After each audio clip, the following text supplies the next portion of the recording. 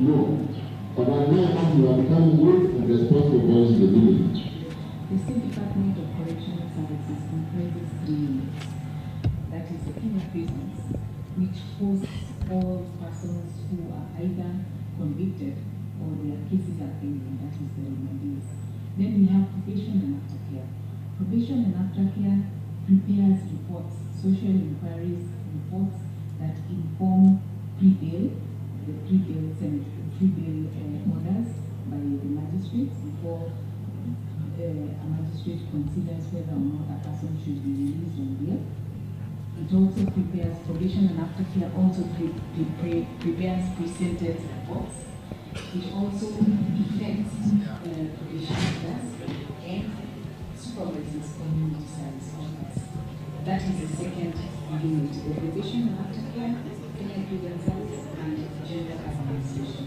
The general administration supports these 2 technical teams. One of the issues that we want to achieve is to encourage our members of staff. This is an inaugural correctional service week. We have never had it before in the State Department for Correctional Services. We have never had it. And we have perennially had challenges of motivation of the staff. And this has been reflected in the quality of service delivery. As you're aware, our mission and vision is to be the excellent correctional service in Africa and beyond. And this impacts also in the way, in the manner in which we deal with our clients, and our clients are the inmates. And our mission is to ensure that we keep our inmates in safe and secure conditions, that we rehabilitate them, that we inform them for purposes of reintegrating them back to society eventually. So nimefurahi sana kuja hapa, nimefurahi kuona vile mnaendelea, nimefurahi na ile kazi ofisi ishaji hapa Madam Roda anafanya, na tunashukuru sana nimepata jojo ambayo tunadondeka. And we would like to collaborate to improve the institution, especially infrastructure, renovation and development. Manake tumeona hizi buildings are very old, they need to be renovated. Tutashirikiana kuziimprove so that we can learn in a good environment and we can be rehabilitated your growth and growing to greater income.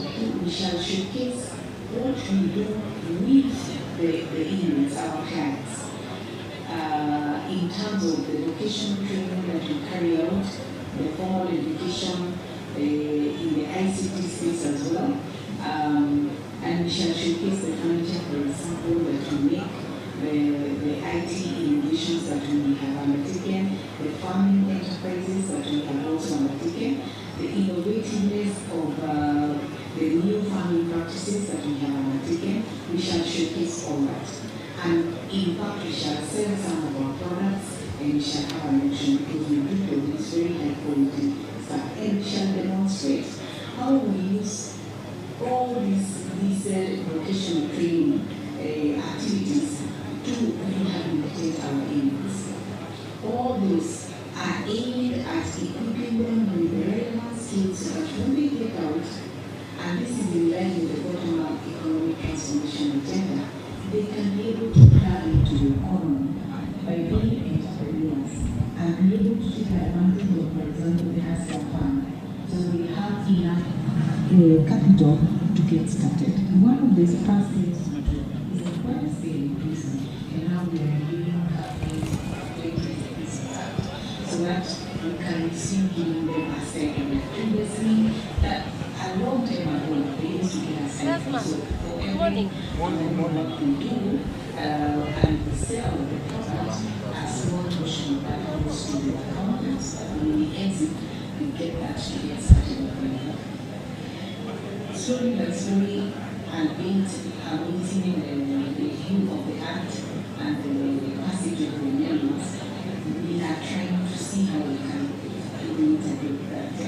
And in fact, in the women prison, I think that is really important, particularly where the women are trained to be first and also educate industry.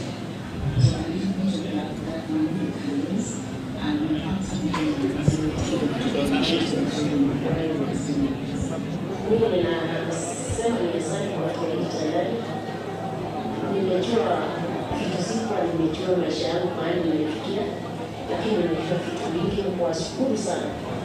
Naomba nikitoka hapa naenda kuingia nyumbani, naenda kutengeneza hiyo video. Hiyo ninaomba tu nipate mtu wa kusimama na mimi aniwekee hiyo kazi, niendeleshe hiyo kazi. Kwa hiyo pesa nimeweka hapa, nimeweka 8,000 ndio niko nazo. Ndio naomba mtu anisaidie. Nikienda nikule ninafanya hiyo kazi. The recruitment of community volunteers, that really is in the provision of aftercare service, for space and we train them, they are properly trained. This is something we developed in conjunction with the Japanese JICA. And so we developed proper guidelines for the recruitment of community volunteers who must first of all be of a certain age, they must be respected members of society, and they must have had a reputation of positively influencing their community. It's something akin to the Makuni. So we pick one person from the Makuni space, and we train them. And their work is to go and talk to the community about this particular person we have rehabilitated, and he is now informed for purposes of being able to have him accepted. Because the purpose of the Boston institution is primarily to inform the offenders. So these young offenders, in that institution, they are psychologists, they are psychotherapists, they are teachers. We have very stringent operating processes and procedures. In great detail, for example, the kind of housing we have is very good quality. The standards of living, in fact, when you go there, you will realize that the vast majority of Kenyans cannot access such standards. There are very, very high standards of living. There are guidelines for that. Number two, they are very good caretakers for all those offenders. Number three, those offenders go to school like everybody else, and they go to school to the nearest primary school or secondary school. And those who qualify to go to university, my office, in conjunction with the tuition office, has a fund, a small fund, that tries as much as possible to continue educating them up to the university level, provided the exit and they are not obligated.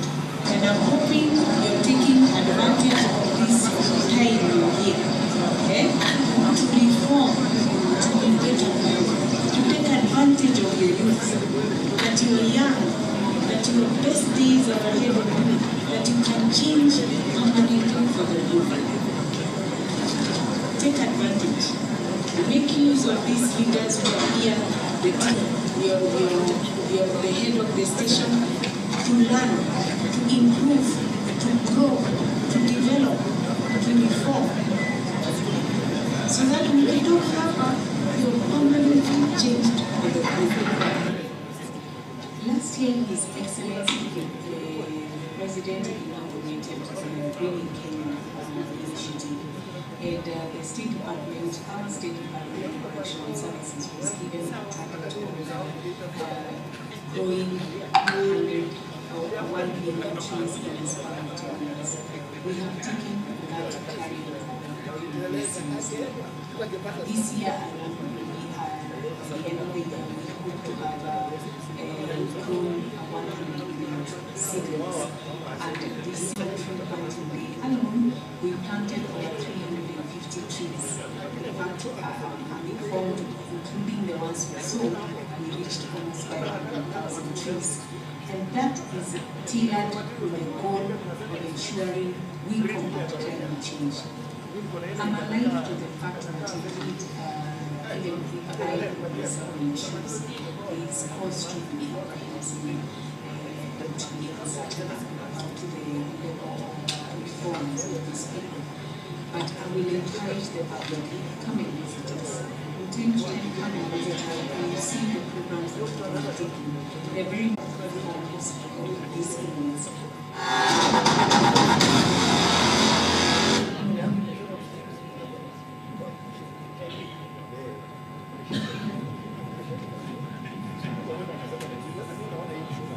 Yes, thank you so much for that documentary. We are still reminded that we are at the Correctional Service Week, and our agenda is to push to have a positive public image of the department. We have seen that from the best practices being exhibited by our bosses, and as we are also encouraged that this week we should be celebrating ourselves for the good things that the public needs to know about us, so that our image is rightfully what we are doing and not what the media thinks is happening. I will request once more that we are using your data. We will be having photos and videos that will be streamed live in our various social media handles, and we are requesting you to allow us to use your data, for it is right to deny or to approve. And thank you for that. I will read to some of our guests who have already arrived with us here, who are scheduled to present during the day. We have Dr. Njahera Karanja from UNODC, Dr. Wasuno Owino from Farm Access, Felix Movea, Farm Access. We also appreciate the presence of Director Legal Research and Statistics, Senior Assistant Commissioner of Prisons, Dixon Wakazi, the Director Administration and Personnel, Senior ACGP, Hassan Buku, and the Commandant Prison Service Training College, the Senior Assistant Commissioner of Prisons, Angus Masoro. With us also we have directors from Probations and Aftercare Services, Pamela Onyango, Ann Kimathi, and Pamela Masese, a senior citizen, just to recognize but a few. We also are, in our midst, more directors from parks, our regional commanders from the Kenya Prison Service, regional administrative officers from parks, we appreciate you. Officer in charges, all protocols observed, karibuni sana. As we continue, we will request the prison choir to play for us one special piece before we go to the next agenda. Prisons choir.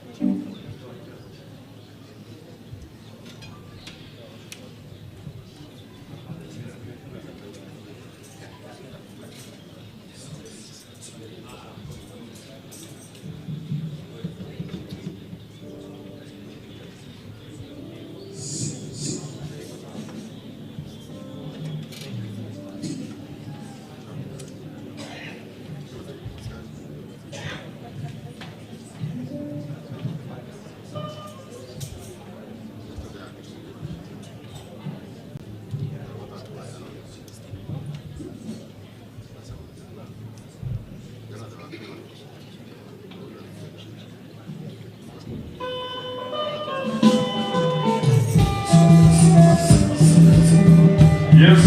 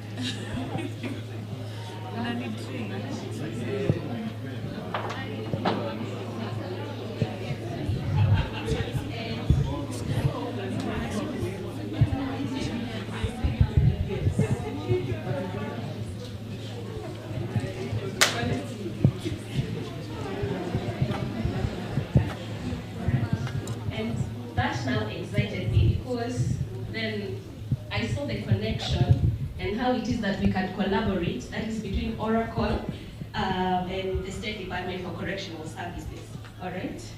I'm going to speak more about Oracle Academy, and with time you're also going to see how that links. Now, how many people here have interacted with Oracle technologies or have heard of Oracle before?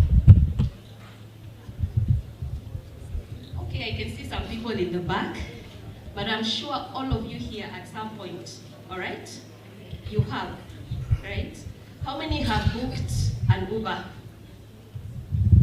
before? How many have filed your tax returns? The people whose hands are down, you know? Carries of the watch out, all right? Now, Oracle is the invincible force, I like to say, behind these everyday experiences, all right?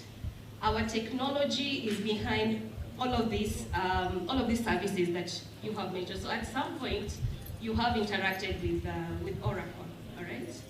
I like to say we're like the unsung hero working behind the scenes to ensure that our interactions with various services are not only smooth, but also secure and efficient. Now, Oracle Academy is the philanthropic arm of Oracle, and we run the educational program, all right? And what it is that we aim to do is to advance computing education globally, to increase knowledge. I don't know if they can move to the next slide. To increase knowledge, skills development, innovation, and diversity in technology, all right? So how do we do this? We do this by partnering with educational institutions and educators, by providing them with free teaching and learning resources, all right? so that our educators are equipped and they're able to help millions of students get the industry-relevant skills to prepare them to become college and career ready. All right?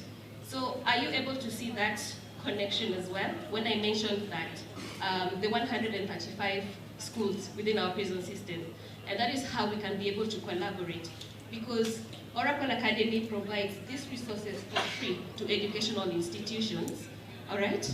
And that means that we can be able to collaborate in that aspect, all right?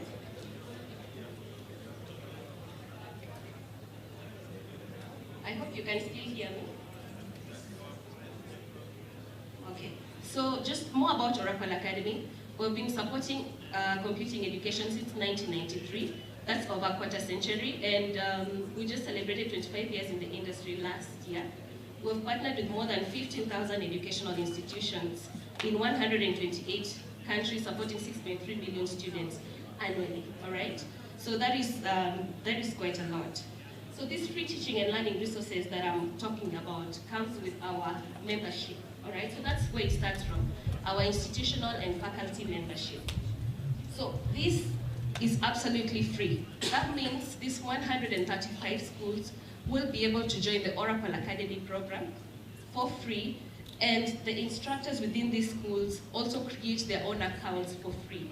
And once they create the accounts, then they have access to full curriculum on database, data science, Java, cloud computing, and project management. And at the end of these courses, certificate of completion are awarded at the end, all right? For those who are interested in cloud computing, we do provide cloud environments for teaching purposes for free, that is.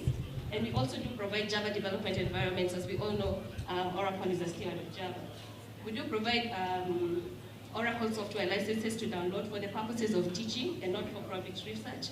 And we do recognize our members for those who are actively using our resources. So it will be good, make me very happy in future to recognize one of the educators in one of these schools who is actually using our resources to teach, okay? The key impacts of our program in government, of course, the country gets industry-literate students, all right? Our technology offers a platform for innovation in learning and also provides learning pathways in post-secondary and higher educational institutions throughout the country.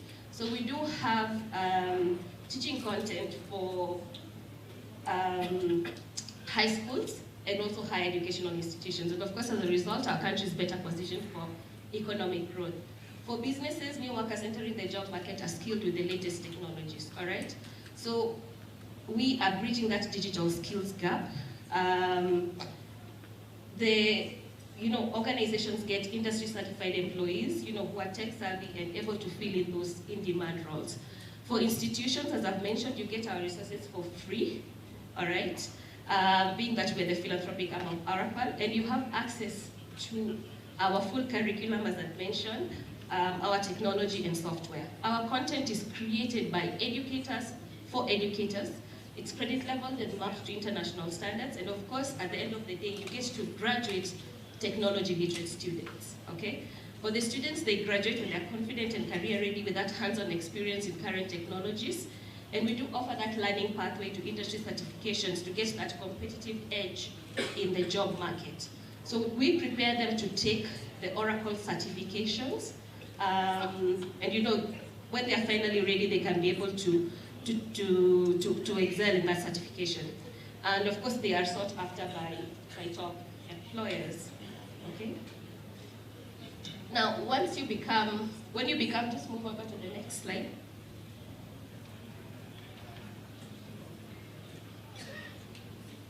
When an institution becomes a member and the faculty members get their own account, then you get access to the Member Hub. The Member Hub is a state-of-the-art learning management system, as I like to call it, all right? And that's how it looks like in theory, all right? So when you're an educator and you sign in, you can see on the red diagram, when you sign in, you have access to the curriculum, as I said. You can be able to download on-premise software. You have access to our cloud program. For those who are interested in business, we have our native program, and of course, Oracle Apex that I won't really go much into. Then we have professional development opportunities for our educators, all right? And these are knowledge builder events, just targeting our educators, helping them in their self-study, to help them stay current with the latest technologies. And also in the process, they're able to earn continuing professional development credits at their own pace. And of course, the professional certification resources. So we're encouraging our educators and our students to differentiate themselves from the competition when they're applying for jobs with the Oracle certifications, all right?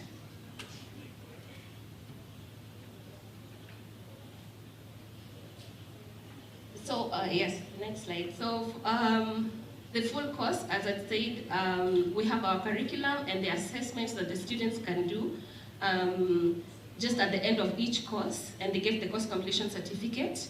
Our content mapped and aligned to international standards, and we have, with every course, we have aligned it with an Oracle tool for the purposes of, hands-on sessions, practical sessions. So for example, our project management course, and this targets those who are interested in building and construction, engineering, and it's aligned with our Oracle software called Primavera, all right? We have our Java course, we have our database course, and we have the professional and development training targeting our educators that I've mentioned they can be able to earn continuing professional development credits as they self-study. And of course, we do offer discounted Oracle certifications. Now, why we have used the term discounted Oracle certifications is because the professional certifications are offered by Oracle University, all right? The difference, we're still under one arm, Oracle, but remember I said Oracle Academy is the philanthropic arm, all right? So what we offer to our educators is free, all right? And for us, we only offer these resources strictly to educators and to students and to educational institutions. For Oracle Academy, it's pretty much open to the public or anybody who is willing and able to pay to undertake the Oracle certification, all right? I hope that difference is clear.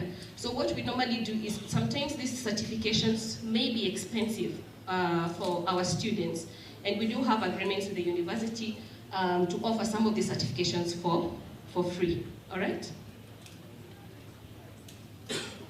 So this is just an example. How many educators do we have in the house? Do we have any educators in the house? Okay, so I'm not going to focus so much on this, but this is just to give you an overview. For example, if we have students who are interested in database, all right? We have lined out the learning pathway that they can be able to follow to get the professional certification, all right? And as you can see, it starts from the foundations, moving over to the advanced courses, all right? So because we don't have any educators in the house, I'm not going to spend so much time on this. And then we have the Java learning pathway and the cloud pathway, okay? And then we have our cloud program. Remember I had mentioned for students who are interested in you can just move further down again, and again. Remember I had mentioned for students who are interested in cloud technology, we do provide a free Oracle cloud environment where they can be able to, practice as they take on the course. And this gives them access to the free Oracle cloud tier. And of course, we do give them $300 USD credits throughout the year if they want to access services outside of the free tier. So you can just move down again. And now talking about the member hub. Remember I mentioned that this is our state-of-the-art learning management system, and we have all of this content in one location, all right? So we're talking about the curriculum, the education bites that comes in forms of hands-on labs, projects, and videos, all right? And then, of course, if you have faculty who are interested in business, they can enroll for our next week program. We have Oracle Apex. This is very popular among students, and because it requires very little code to be able to build secure applications. And of course, we have our cloud program. So the educators can be able to customize channels and administer student accounts. And I'd already mentioned that you can be able to download Oracle technology and application software for the purposes of teaching and not for profit research, all right?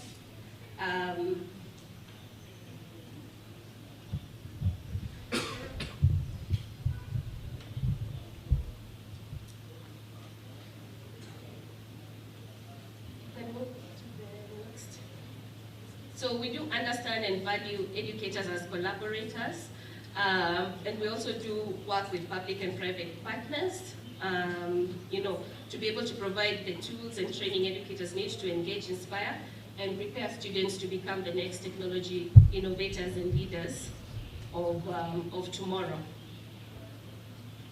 So how do we engage in Sub-Saharan Africa? This is just when the schools do join our membership, this is how we would engage, through direct channel. It can be in person. We do have virtual sessions with our members.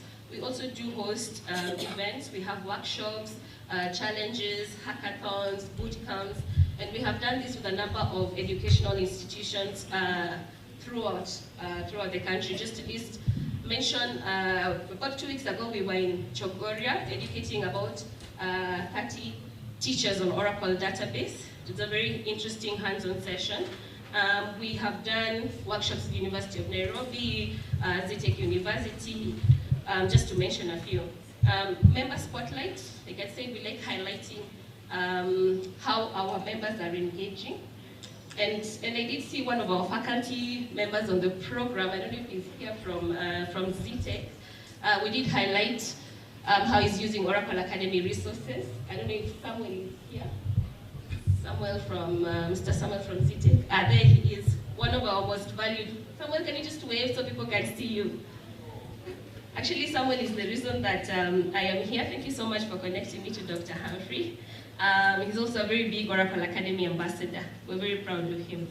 And we do have our blogs. We do, just blog about our activities with our members. And we have our tech chats that offer expert insights on Oracle technologies and, just gives on helpful tips on gaining career-ready skills, all right?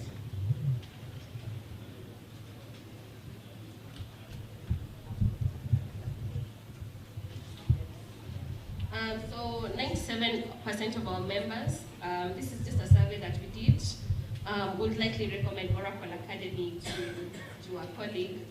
And as you can see, someone recommended us, and that's why we're here. You can see it in action, right?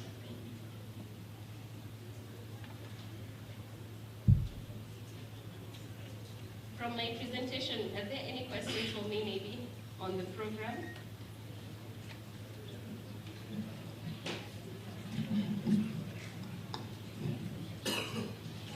I hope it was not very technical.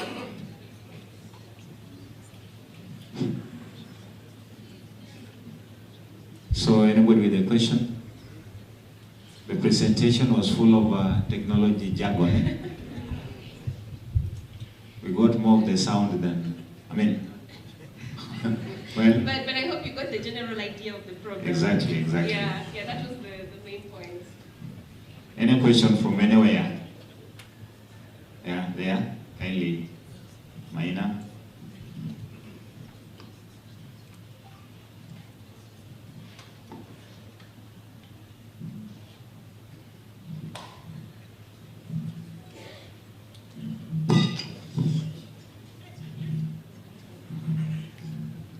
Maybe my question would be, for Kenya prisons, how would we plug in with Oracle?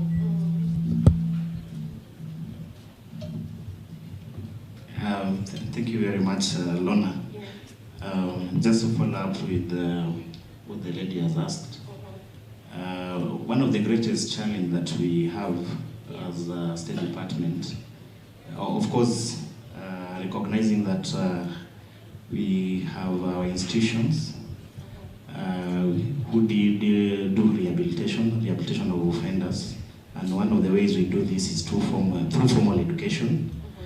And now with the issues of distance learning, so how can Oracle come in to help us improve our infrastructure, the the technological infrastructure. Here I mean issues of computers, you know, and so that we can also have some of the offline materials to advance our educational requirements. Thank you. All right. So how can, I'll start with the first question, how can Kenya prisons come in? And remember, as Dr. Humphrey, you told me there are about 135 stations or primary secondary schools. So you can be able to come in when these schools register for membership, all right? When you register for membership, then it means that your schools have access to these resources, all right? And the teachers can be able to create accounts. You can be able to control which students have access to this material because it's the teachers who create the student accounts, all right? And this is something that we can go further into, you know, when we start those discussions. In terms of infrastructure, I had mentioned that we have many lines of businesses under Oracle. So we can be able to, I can help you put a proposal, I would say, and approach Oracle giving.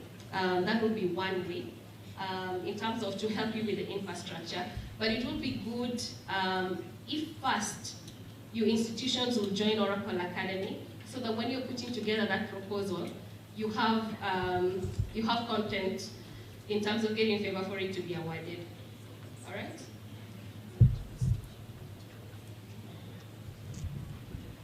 Maybe I could ask a question. Donna, here, this side. I'm on this side. Which side? Oh, okay. Here. Oh, okay. You are talking about when to qualify, you have to be an educator. Is there a limit to the age? Because for our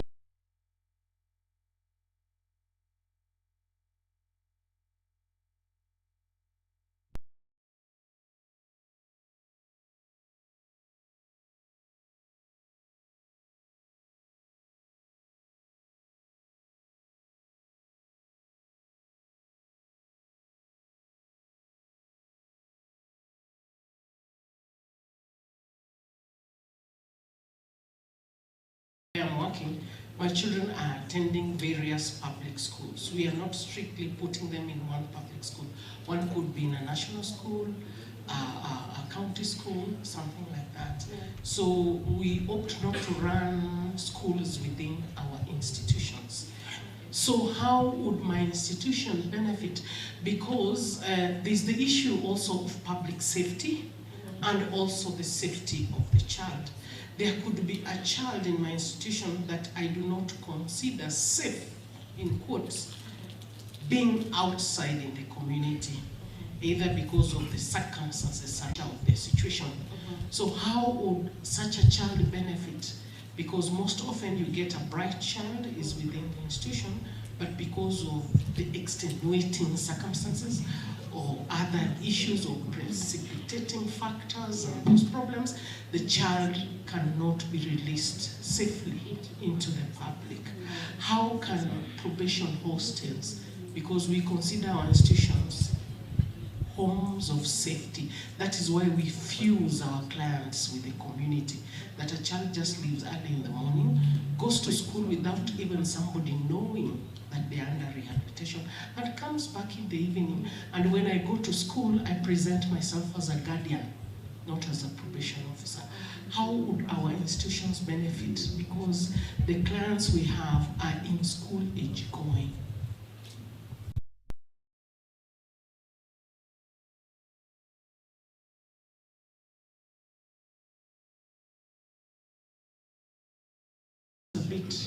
For probation hostels. Of course, we have some hostels where all the kids are going to school, but we also have some hostels where I work, they cannot all go to school. All right. I think we can discuss that further. That is a very good proposal. And can you allow me to take it back and discuss with our team, and then maybe I can get your contact from Dr. Humphrey. But I do know that this is just the beginning of our discussions, we are looking at having this as a long-term partnership. All right? So that is something that we could consider in our discussions. Thank you so much for bringing that up. Any other question? Okay. Or I may ask the last one. Did you say it's free? Yes, it is absolutely free.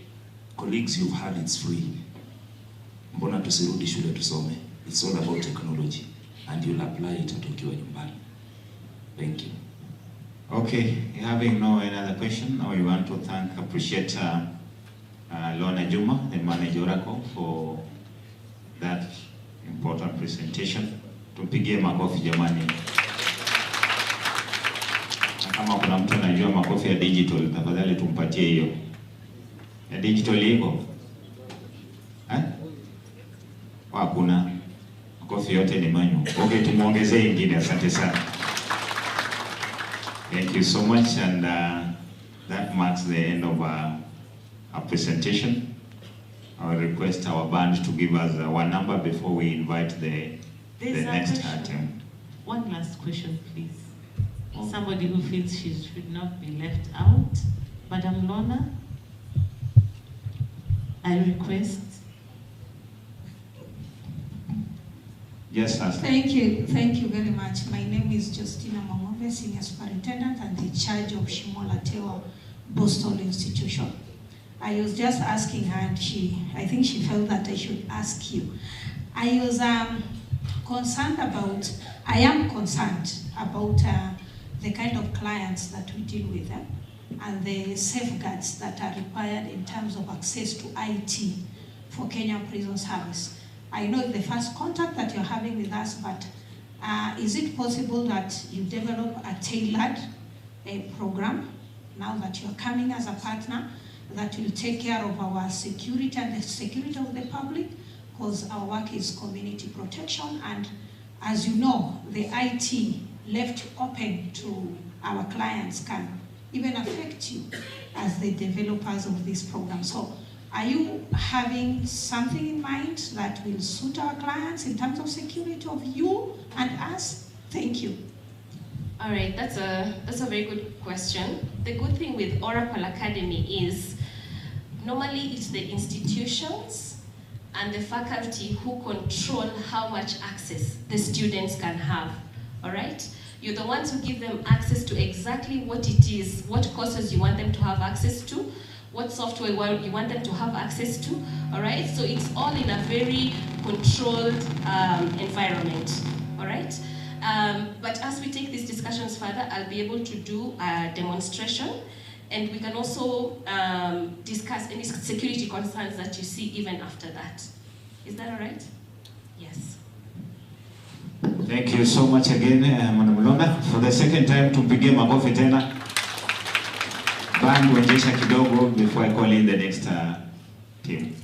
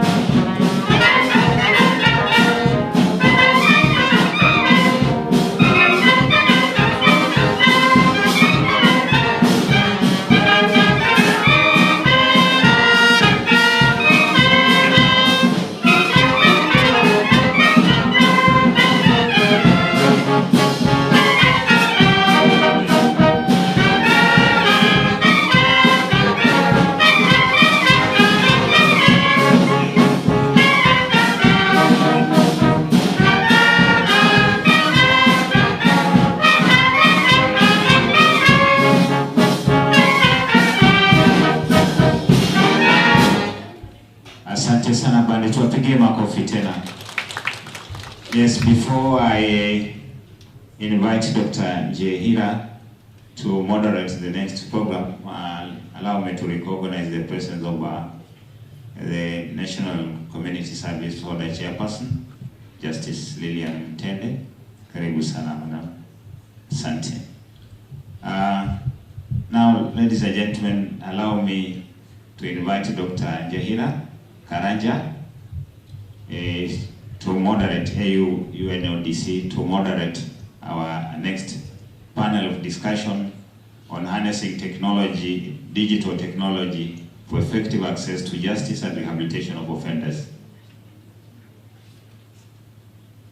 Dr. Jahira, please.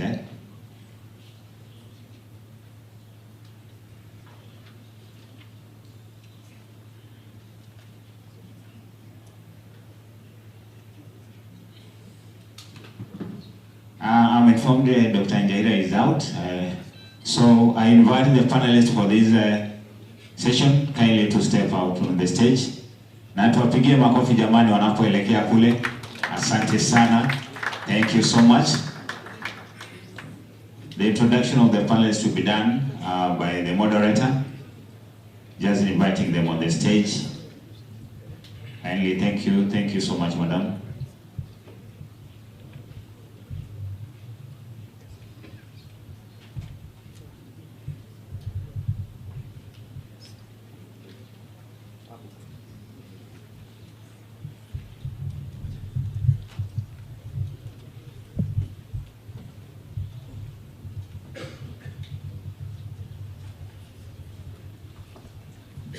So, Dr. Jahira, thank you so much. The time is yours to invite all and introduce all the panelists and progress with the program. Thank you so much. Tumkaribishe tena kwa makofi jamani. Asante sana. So the microphones.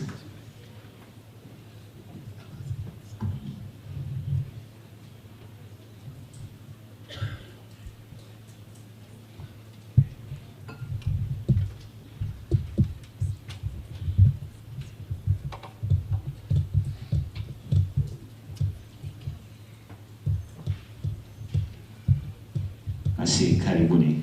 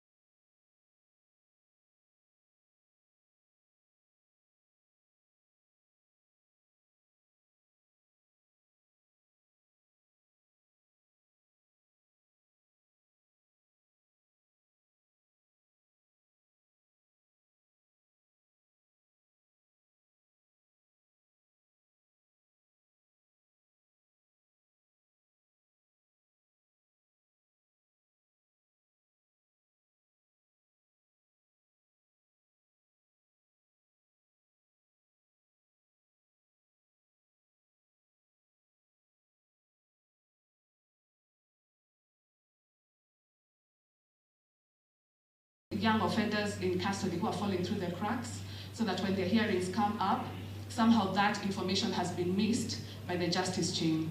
So integration of case management systems is yet another way we are looking at technology in the justice sector.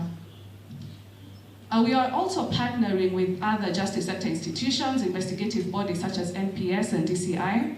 And we're also working with them, and we're looking to do this under the second phase to upscale their investigative capacity, especially through forensic investigations. We all know about the challenges about the quality of data that's coming before the courts. And forensic investigations, especially around the very sensitive cases of defilement. I think those in prisons and probation will be very familiar with the problem we're having with the Romeo and Juliet cases, some of which are motivated by other reasons other than the actual crime of defilement. So how do we upscale the investigative capacity of our partners to ensure that they are very able to handle such complex cases? E-learning. I'm sure we are all sharing information in different ways, we are learning in different ways. And this is one of the ways that the PLEAD program has been supporting the justice sector, upscale, in fact scale its learning across the different justice sector institutions. And we found this to be a very special tool in cutting costs, especially around training of justice sector institutions. And the beauty of e-learning is that you can now very easily coordinate learning so that we have someone from prisons and the judiciary all within the same forum without really having to think about the logistical nightmare of bringing those people together in persons. So e-learning is something that I'm hoping that you're all thinking about as you look at this phase of technology. UNODC and the PLEAD program is also working on greening initiatives. And this is another area where we see technology having a key role. So one of the things we're doing this year at the Kisumu Maximum Prison is putting up solar panels so that we ensure that people have access to justice even when there is a disruption in the power supply. And I think you can all see that's a useful thing to have in the prisons. Finally, we are working with Team Europe in a knowledge transfer program to see how we can bring cutting-edge technologies closer to the justice sector. I think you'll hear there are a few buzzwords that are coming up of late, and we'll discuss this in the panel. We've heard of blockchain. Is that something that the people in the room have heard of, just by a show of hands? Blockchain technology? Kama mjasikia blockchain, mesikia Bitcoin. Mesikia Bitcoin, of course. So the technology that's behind Bitcoin is called blockchain technology, and it has a use case beyond cryptocurrencies. And I'm glad that Dr. Muthuri has joined us. I'm sure you'll have quite a bit to share on that, as well as artificial intelligence. And we're working with those who have been ahead of us and have used these projects before to see how we can borrow and learn from them responsibly. And I think that's a key word. So as we begin this conversation, we'll start by acknowledging that COVID did have a very significant impact to play in how we do justice. Would you agree? You saw changes after COVID, so did we. And what we found that it did, it helped break down the barriers and resistance to the adoption of technology. And I'm sure you had also tried to do that, you had tried to resource funding, but it was very difficult to explain to people how is the justice sector intersecting with the technological space. But I think after COVID, that's very clear for us. We don't really need to explain ourselves, isn't it? And one of the progressive things that we saw happen during this phase was the adoption of e-filing by the judiciary on 1st July 2020. Very soon after that, same month of 2020, we had the rollout of the Uadilifu case management system. I hope that those are systems you're all aware of. Have you heard of e-filing? Yes. Great. And you've heard of the Uadilifu system? Good. So that happened within a month of each other during the COVID period, just to reinforce the point I was making earlier. We also had the rollout of the Juvenile Justice Integrated Case Management System at Makadara Law Courts. And you can see that that's a really important tool in tracking young offenders as they move through the justice chain. You know, that's a very sensitive group, isn't it? And we want to make sure that we are tracking them from the point of first contact to the point at which we integrate them with their families. And this is something, if it can move forward, will be very helpful in doing exactly that. A much anticipated development during this phase was the launch of the digital occurrence book. And again, that's a system that's very useful in how we manage data right from the time a complaint is made at the police station. So the question before us, and the question that our panel will help us unpack here, is how do we leverage on the very significant successes of COVID? I think COVID bought us about 10 years.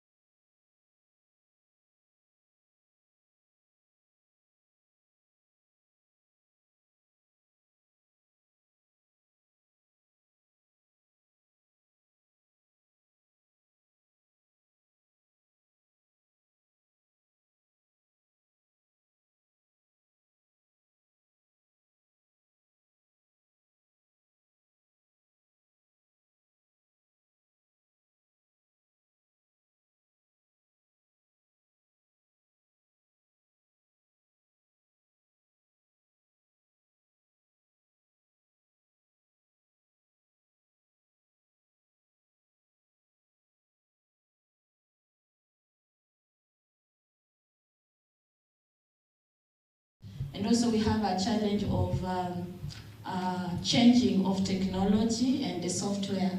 You find that sometimes the machines that are distributed or given to the department may not be compatible in terms of the operating softwares when we are digitizing our records. But efforts have been made. Thank you. Thank you very much, Lucy. So we'll move to Kenya Prison Service so that we can assess whether the challenges are the same. I think we've all received the committee phone call. And statistics tell us that 30% of cybercrime offenders are incarcerated persons and 40% are youth offenders. Mr. Dixon, how do you rehabilitate these offenders accused of cyber-related crimes at KPS? And how is technology aiding the efficient delivery of service and access to justice at the Kenya Prison Service? Thank you, Dr. Jaira. I think for us, as the Kenya Prison Service, we handle the young offenders in 4 institutions. That's the 3 postal institutions, Shimo, Committee for the Girls, and Shikusa in Western Province, the region. But we also have a Youth Corrective Training Center in Committee. So these young people who come into conflict with the law, as you know about cybercrime, they're very brilliant people, as we had yesterday, even the DP talk. They're very brilliant. These are prodigious minds, and they're excited. I'll give you a story about a recent research coming out of the UK, that I think 1 out of 6 crimes, offenses committed in the UK, turned out to be cyber crimes, and these are young people. In past generations, these young people were excited about stealing racing cars. You all know about Formula 1. The weekends on Sundays, we sit and watch Formula 1 racing cars. So those days, those young people were stealing racing cars because of the adrenaline, the excitement. So now, this generation of young people, this generation we have now, are excited about the tech, the high-tech computers and that. You see in your own house, your children can be doing things which are impossible according to you, but they do it. So the recent joke was that even when you go to M-Pesa, be careful. A guy will look at from the back of your, he's at the back, but by the time you finish doing the transaction, the money has gone to him. That's the kind of people we're dealing with.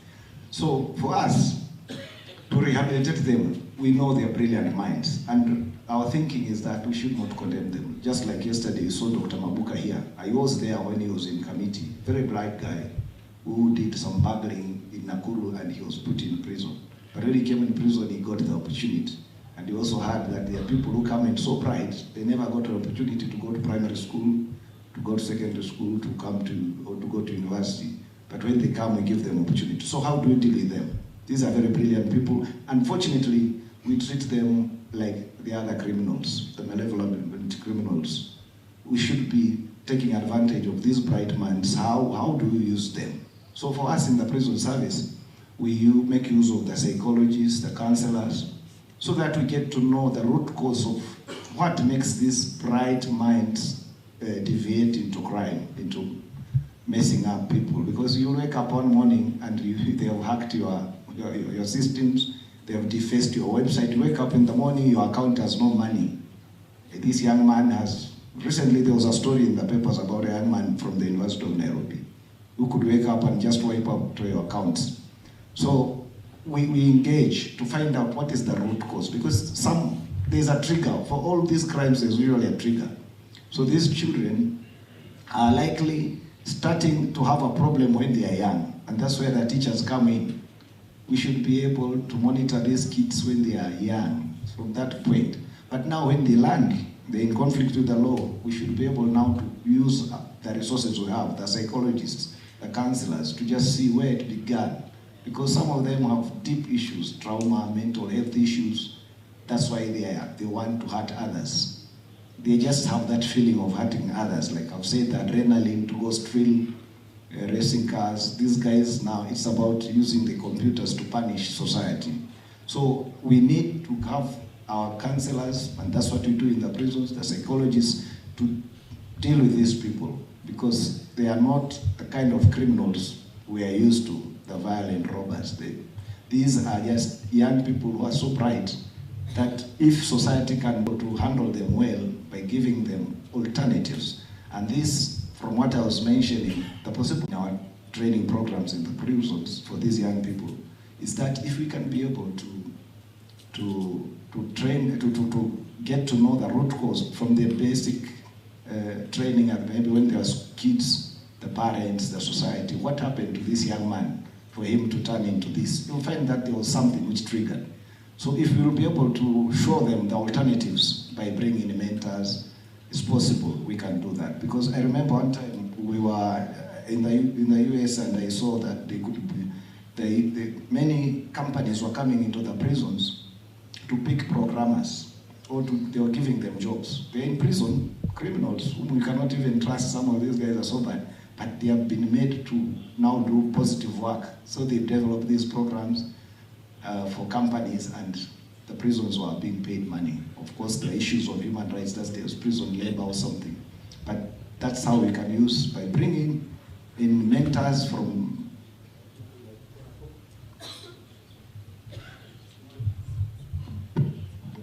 the way the lady from Oracle was offering. Those are the people we want to engage, so that we can be able to use them to show the young people that it's possible to use those skills positively than to add to society. And the society will benefit, because locking them up sometimes is not the best. And one other solution is that we look at our laws. Should they be, like yesterday you had the DP say, some of these brilliant minds can be used differently. So we can be able to tweak our laws so that we go the side of restorative justice. Yes, he might have wiped some accounts in the banks, he might have defaced some websites, but can we now make him see the positive side, so that when he leaves, he can work for Oracle, he can work for Microsoft, such big companies. And if they are shown, they are mentored to see that you can be a chief executive of a big company, they'll see. Because from that research, I was seeing that in the UK, that's what they were doing. They will do boot camps over the weekend. These kids are shown, executives are coming there, they teach them, they work with them, they even simulate hacking. They challenge the kids to do things, and those kids will do things which the professionals will be excited to see how those kids were even able to bust the security systems of big companies. So that's how you show them that it's possible to use that skill, and they see people who have used their skills legally to be able to go back, and once they leave the prisons, they can now be engaged as employees by companies like Oracle, as we have heard, so that they can benefit society rather than engage in crime. And that's how we in the prison service are trying to mentor them through bringing in those individuals who are working in that area of cyberspace or cyber security, so that they learn. Just like the lady of Oracle, I've had my colleagues here telling them, how can we use Oracle? That's the way to go. Oracle can come and train these young people so that they can be able to contribute. And I thank you, Lorna. That was a very good presentation. Thank you. I do have a follow-up to that, Mr. Mwakazi. I've always been curious about how do you use data, and it's great that we have Oracle in the room, because maybe this is another space they can come in. How do you use data to know what works in rehabilitation programs?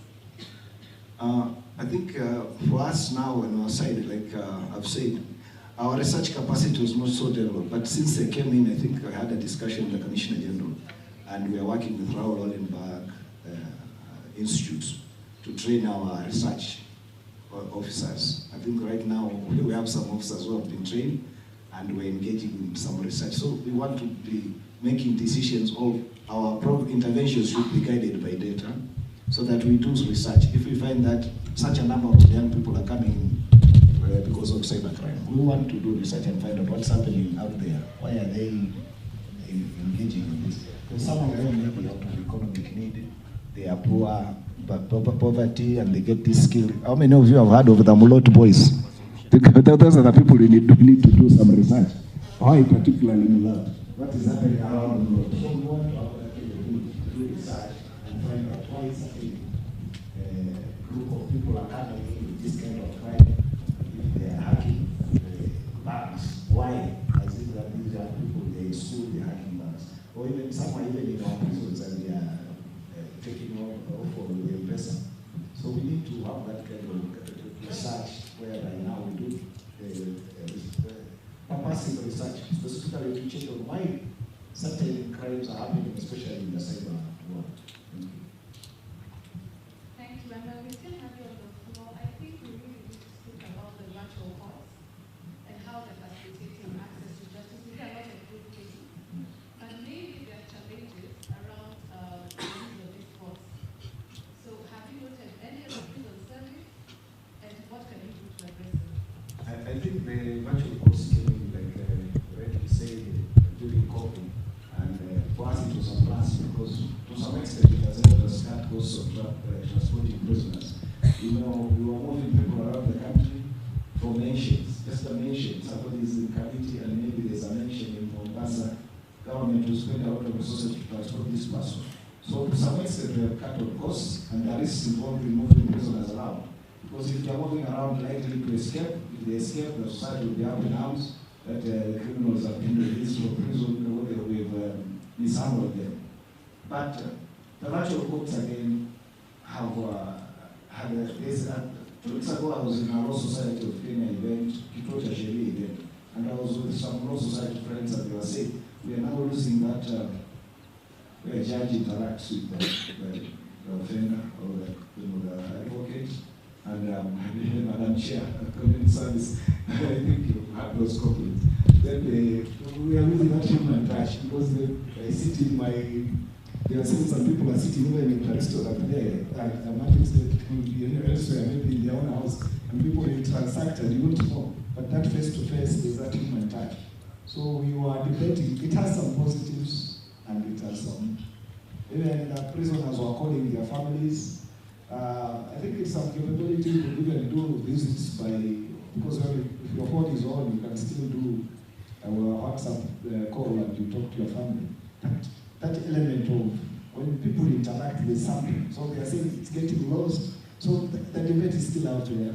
But for us, it was a very good thing because we don't have to move these people and then contamination was stopped. But still the challenge is that we don't have enough resources. Not all prisons have the same capabilities as those who are maybe in urban areas. Sometimes the internet is down, sometimes the infrastructure is not that good. The rooms where we're doing, we have to configure our spaces. So COVID brought a lot of challenges also because we have to create rooms for that. And it's not like open court where there's enough space. You find that sometimes if it's an individual who will have to react, to interact through a computer, then that room is so small that nobody else can get into that room. So that participation of everybody else in the court business is not there, it's getting lost. So those are the challenges we tend to see. But by and large, it was a big thing for us because during COVID, like you mentioned, rightly so, that we were able to continue having court cases going on, mentioned, proceedings were going on. We didn't lose that element despite the fact that there was no movement. So that's what I want to say about that. Much for those responses.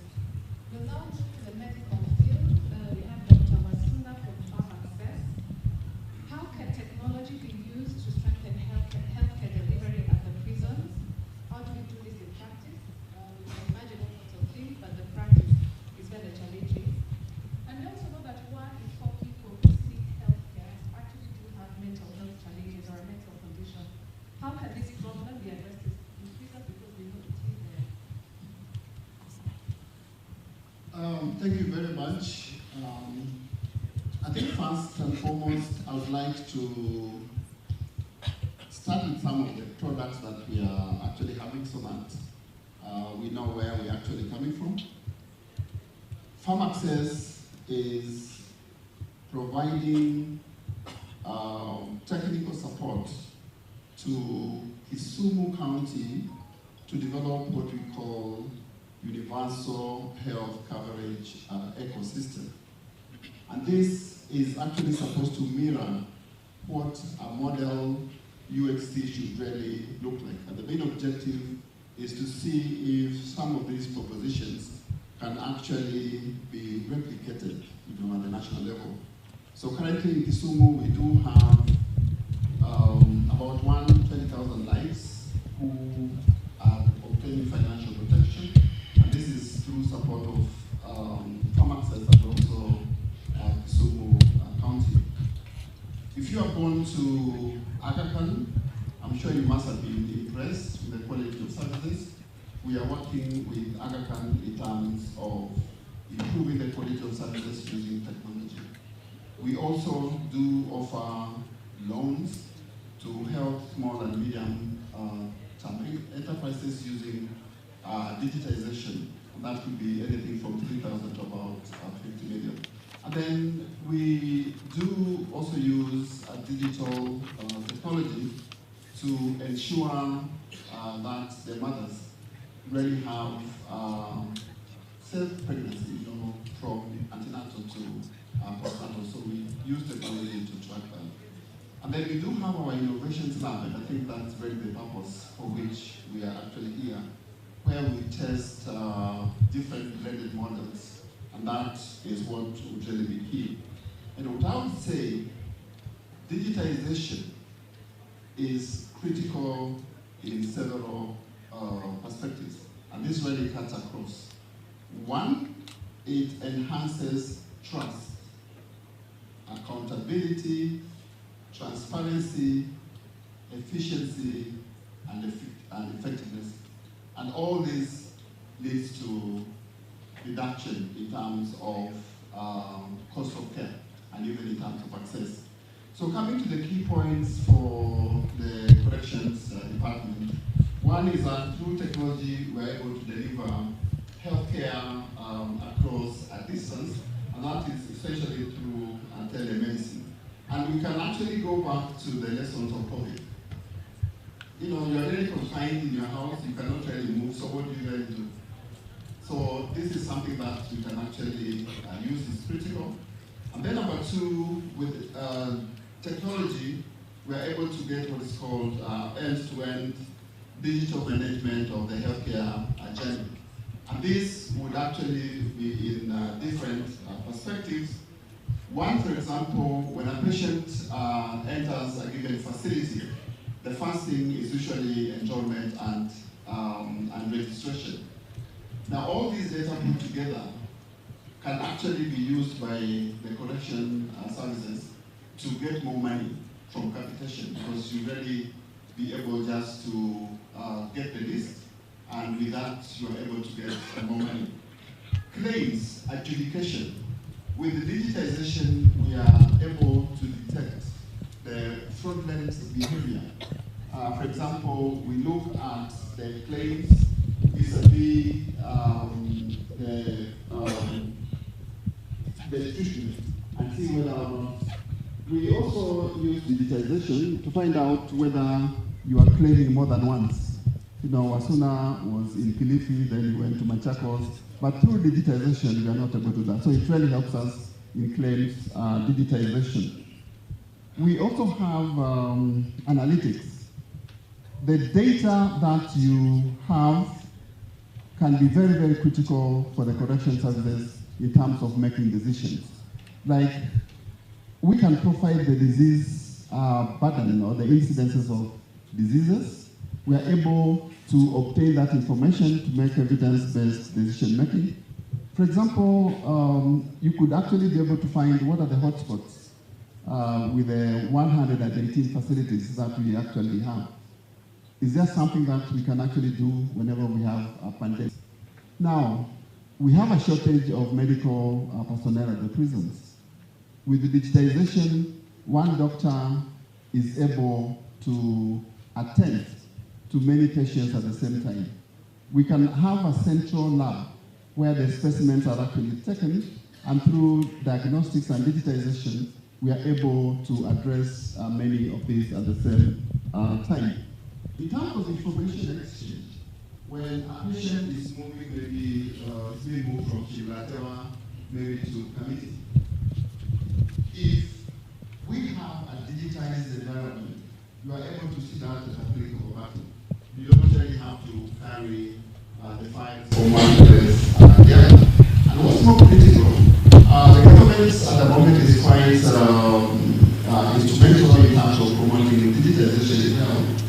Digitization for the Correctional Services Department is very good to help us to address the issues of privacy and confidentiality. Instead of files being addressed by so many people, it's actually there at the back end. Therefore, it's very, very important. So if we look at it at a nutshell, one of the things we find is that we're going to reduce costs by transporting the inmates from one place to the other, and the security, and maybe they will need to be given some food, and all that. So we find that's very going to reduce those specific costs. And then that shift from manual to digitization is going to be paperless. So you won't have to be worried about whether or not a file is missing here and there. And as a result of this, we'll also be able to reduce the risks that pertain to the providers. So it's something which is very, very, very critical.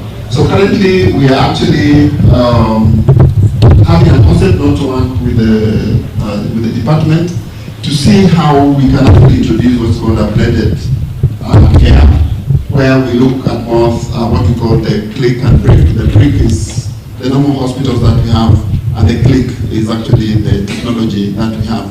And we are not only looking at the what we call the patients, we are looking at the entire community, which is very, very key. Now, coming back to your question on the mental health, yes, that is something that can actually be addressed through telepsychiatry, and here is where we'll be able to use digitization to be able to track respective persons who have got those mental conditions. And in several places, like in the US, this has actually been found to be quite cost effective, reducing the cost, for example, in one facility from $12,000 to a savings of about $1 million. So it's something that can actually be integrated into the system as part of the general conditions. But that is very, very important, because the digitization is going to help us to have the end-to-end management of the journey, which is very, very key. Thank you. Thank you, Dr. Wasuna. Now, something that we talk about quite often in the justice system is human-centered services. We're really focused on the client, the user of the justice sector services, and I think that is, since you're now intersecting with the justice sector, something that you too would consider in the delivery of your services. So I'm curious to know, in pragmatic terms, you have a person who is suffering from an illness. How do you coordinate with the prison service to ensure that this person is well cared for? And especially because medical data is quite a sensitive class of data, how are you protecting their data once you come into contact with it? Yeah, actually, what is very, very critical with the data, and this is actually what makes a difference between the manual and the electronic data. When you have a file, you can leave your file in the office and everybody will actually come and have a look at it. And we have seen it even those who are dealing with conditions like, sensitive like HIV and all that. But with the digitization, you are able to encrypt, that type of information that nobody else will be able to interpret it. And also at the same time, what we do at Farm Access is to use that information as an aggregate, as a group, so that you don't really identify. And when you go to the Data Protection Act and the Digital Health Act, it really talks about how we really need to have privacy and security of this type of information. So there are various ways in which the data is actually protected. As a quick follow-up to that, who would then maintain and keep custody of that data? Because I understand that your services are located or originate from the Netherlands, but how are you working with, for instance, the prison service or the probation service to ensure that that data is maintained in Kenya? Okay, at the moment we are yet to start the project. We are actually at a phase where we are doing the initial assessment in terms of knowing exactly what is actually there in terms of the digital infrastructure, and that includes both hardware and also the software. And what you'll do as part of this assessment, we are also looking at the types of services that are currently being offered and how we can actually be able to digitize these specific services. So what will happen in this assessment stage, we'll be able to address the issues of privacy and also security, which would essentially be in line with the Data Protection Act and privacy. And if you know what will be critical for us is to be able to come up with a solution that will actually automatically plug into what we call the national super highway, which all data is actually supposed to be stored in concert. So that is a stage that we'll be able to address as part of the initial assessment and then agree gently in terms of how that data will actually be secure.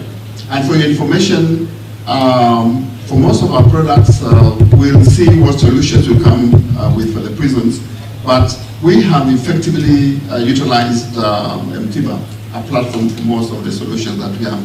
I don't know how many of our audience have been able to interact with MTIBA. Yeah. MTIBA platform. Yeah, it could be insurance and enrollments and all that, but that's just one of the products that we're actually having with CAPI.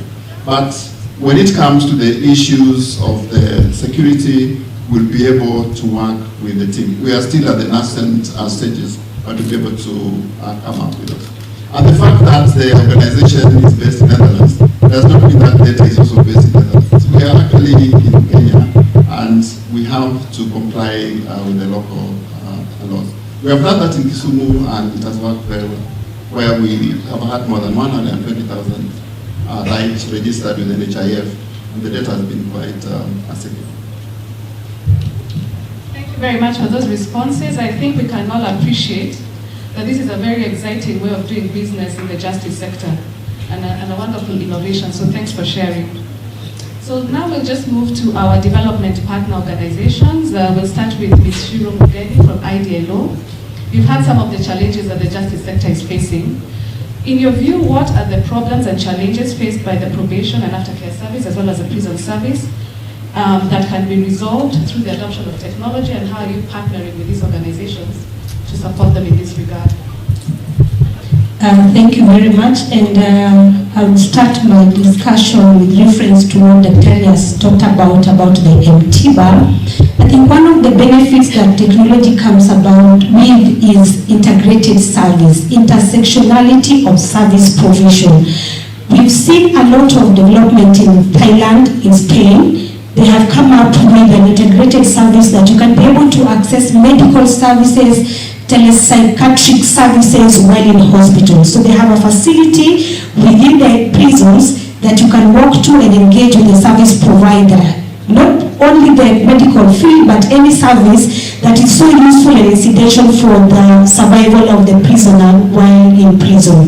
So it's something that can be useful, so that I've seen from the documentary we have the Magereza Hospital, but I can imagine the number of Magereza hospitals we have. So perhaps you can use technology to ensure that we create a proper linkage with the existing hospitals that are nearby, including private and public partnership, to be able to offer these services using technology in a very integrated manner.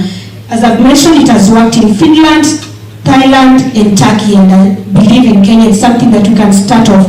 All these developed countries have done it in transition. It's not all their prisons, some of them 60, some of them 40 prisons, but it's a start. We can start off as a one-stop shop for prisoners or inmates that within Kenya. The other factor that we've also seen is the institutional capacity and skills of both the inmates and the staff. And this is one of the areas that if technology is used effectively, including the presentation made by Oracle, that you can be able to offer diversity in terms of knowledge for both staff and inmates. How do we come up with an e-learning platform? For example, the support we give to the judiciary in collaboration with UNODC, that you can instill and establish a self-paced learning program. That you can also partner on online services, educational services with other institutions, so that we increase the capacity of inmates to be able to do their business, a lot of crafting and skill that is going on currently, but also to have the capacity to be employed, to increase the employability rate of the inmates as they move on and transit to the other part of life. So it's a matter of coming up with e-learning platforms, which is a solution in library, diversity of knowledge beyond law degrees, but other courses that are of interest for a particular inmate. The other matter that we also realize is a lot of mental instability, which we are facing, and not only just inmates, but also just across the board.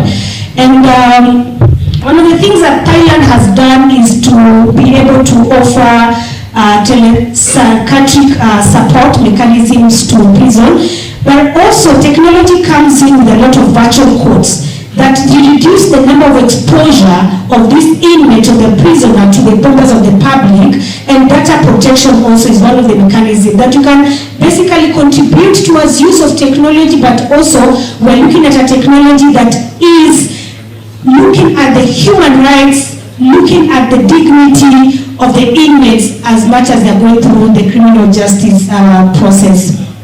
The other challenge that we notice is with data management, and my colleague next year has talked about digitalization process that is ongoing in the probation and prison departments. But it's also one of the critical functions that will enhance accountability, transparency within the system, because we're able to identify that Shiro Mogeni was put in Kodiaga, I've been moved to Kakamega within a click of a button, so that we don't call the officer in charge to ask using our airtime, do you know where can we trace Shiro Mogeni? But data and digital platforms that are able to be very transparent and accountable in terms of management of information, but also in terms of accountability of inmates. They are with you. You are accountable for them. There are international standards and obligations that Kenya has adhered to, that for us to be in line with that is basically needs Kenya to automate our processes in terms of and systems within the prison department to be very effective. Bolivia have done that, and they've automated their data and records in 60 prisons. So I think Kenya is also one of the developing countries that will be able to do that. The other challenge that we faced in this development work is coordination mechanisms within the criminal justice sector. We need an integrated system. But for us to have an integrated system, each and every justice actor must have their own, so that we're able to integrate it. India is doing it. You can imagine how large India is as a country and the number of prisons they have.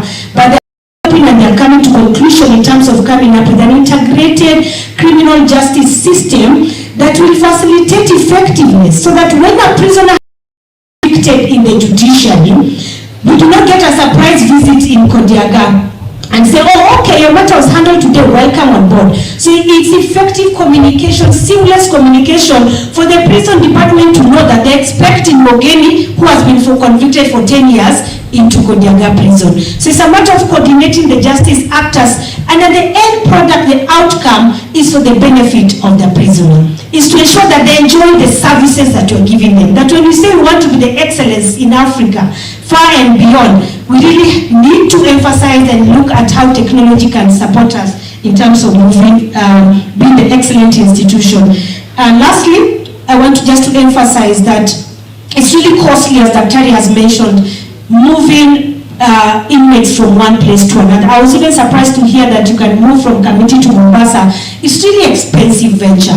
A lot of fuel here, inconvenience. I can imagine if a mother with a child, the last time I practiced, used to see a mother, when they have a matter, they have to come with their children to court or a child to court. I don't know whether it's still the same now, but that is what the technology is trying to resolve. That why don't you venture and invest in this virtual course to work in all these prisons. And we're here as development partners making our commitment. That is one of the areas that we're really keen on in terms of rolling out virtual course to save the cost to the economy. They were saying e-filing has saved a lot of cost to the economy. So this is also one of the ventures that we want to do, cost-benefit analysis to see what actual money are we saving, the inconvenience, the well-being of children that we're transporting their mothers to court, and many other factors that are in line with that. And then the last one is the legal and policy reforms. Of course, technology comes with a lot of institutional, and it will inform a lot of legal and policy reforms to be compliant, because our institutions, one of the challenges, that was faced with the Japan prisons is that they constructed and using the orthodox method. So even installing internet, the cloud services became a challenge that they ended up demolishing and constructing modern prisons for them to be able to exercise and streamline technology within their system. Thank you very much. Thank you very much, Shira. I just have one follow-up question to that. We are development partner organizations. And we base our support to the justice sector, our partnership with the justice sector, on the basis of partnership. Where do you think we can improve when it comes to donor coordination and development partner coordination when we are working with the justice sector? Just a self-critical assessment, perhaps. From experience, is coordination. If you hear the number of partners who supported the automation process within the judiciary, we are many, but we needed a lot of coordination, which starts with the partner also. For us to be able to support, for example, e-learning platform within the correctional services, it needs a lot of talking, it needs a lot of dialogue, it needs a lot of development of terms of reference that we can all contribute towards. But we say this is the items we've identified that will be able to transform the probation department from manual to automation processes, and these are their needs. Then bring to development partners, call us to a dialogue meeting for us to be able to identify what we can support and contribute to, so that we avoid a lot of duplication of efforts, because we can as well streamline the money to support other items within the correctional services. Thank you, I agree totally. I think it's time for a short commercial break, am I right? We would like to acknowledge the presence of the PS who has just come in, but I can see she stepped out.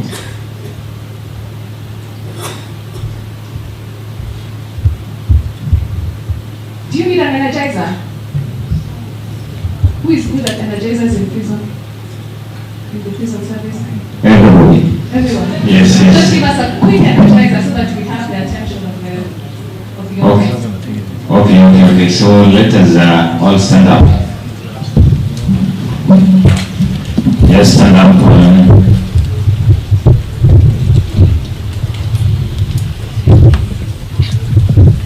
Yes, make sure you have a space. We just want to write number 1, number 2, number 3 using our body. So when I say 1, you write 1. Yes, when I say 2, you write 2.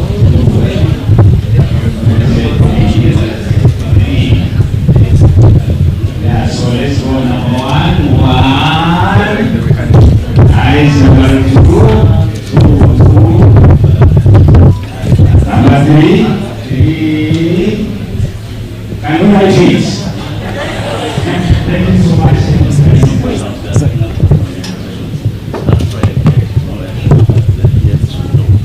So this comes in and we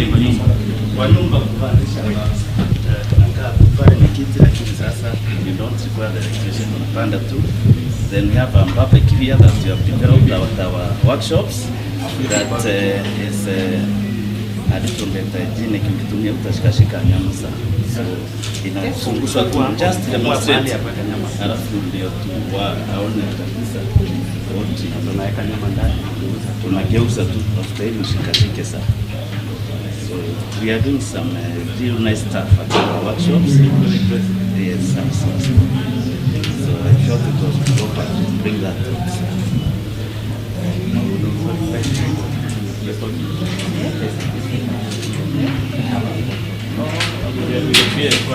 Thank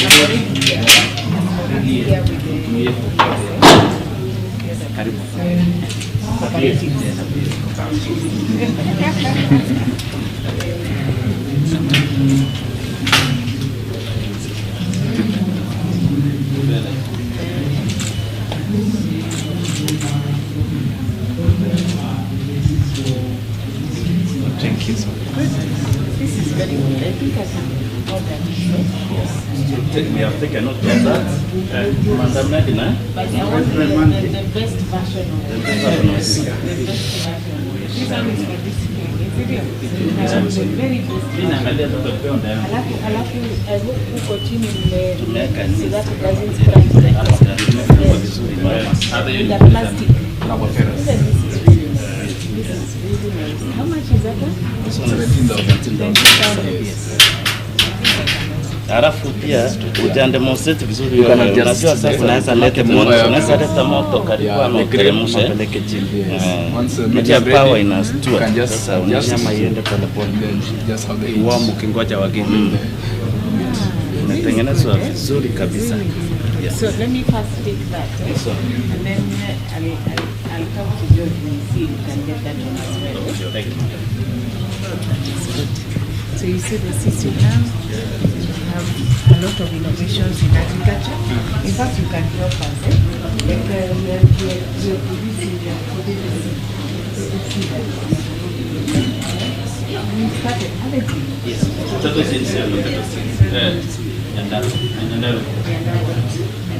You know, ukienda Meru ukisema when it's planting season ya potato, the queue for 6 kilometers. Like the Yeah. We have started. Yes, we can. Yes. We are working with Carlo. Yes, Carlo. I know we have that discussion, and we are producing the seed. And our seed is supposed to be the best seed available. We have been given that certification. Yes, generating the seed countrywide. Wanajenga na kuna wanaita potato council Kenya. Potato. Unajua? Unajua msawashira? Mimi ndio anajua mambo ya viazi. Work with it. Yes, this. So our seed is certified, isn't it? Yeah, we are seeking certification right now. Oh, we haven't gotten it. it. The process. Yeah. Nagariri was there. They did first. Okay, and have we started generating the seed? We are going to start soon. Oh, we haven't started. Yeah, in the process. We are working on the work, and it is complete. The pocket? Yeah, it's complete. Yes. You guys have planted coffee in it? Coffee is in it's Vikorogoya and it's in how many acres? And Vikorogoya is 14 acres, very good. 7 acres, maybe about 7 acres. Where did you see? Yes. Like the one for real goes to Sasini. Sasini. Oh, goes to Sasini? Yes. The red one? Yes. You need to support the government. APC is in Vikorogoya and Nyeri, but Ruilo, we have 77 acres and we're using that for to also have a factory in Ruilo. So we selling the food Sasini. Ambia the rest of it is okay now. I think it is a pricing.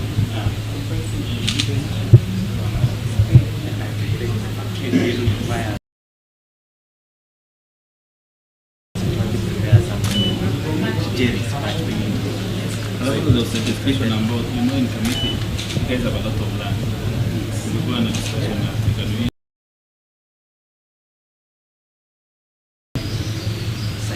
Silent. Gini kasikia pia mkono mmoja. But it's so much land you can do for silence. But it's for them consumption. Now we can commercialize, we can get into an agreement with Sege Kongori. It's very rich land. Like Kongori dairy wanatakiwa wanataka saidia sana. Tunawafanyia alafu wanapata kitu. You were within Kongori, remember? Yes. We can explore. Who is the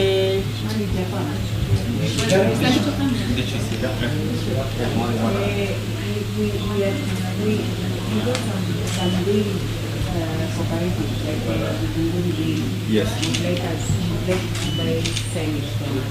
Yes, ma'am. So why don't we explore the possibility of increasing our acreage on that committee? Yes. When we sell to them. I think we can. Because I don't think if we expand our acreage, we cannot continue. Especially with the branded market. Yes. Maybe we can link that up with them. Yes.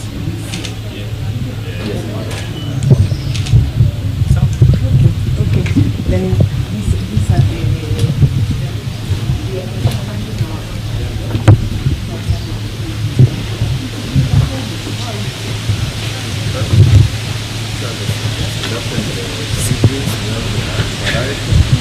currently which is based on farming for planting in their farms.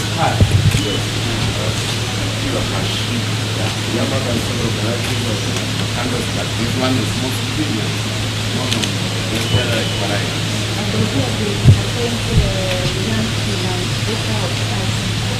Very good. Why That is it is done? from the technical part of it. Why is that done? Now, at least we have, when you plant the different ash plants, you make sure you have at least one in 20, because the ash variety breaks the dormancy of the fruit and breaks the dormancy of the hash, because it flowers before the hash. So a farmer with a mixed variety on that ratio of 1 to 10 to 20 has more probability of pollination. The pollination is so high, so the fruit formation and the fruit set is quite high.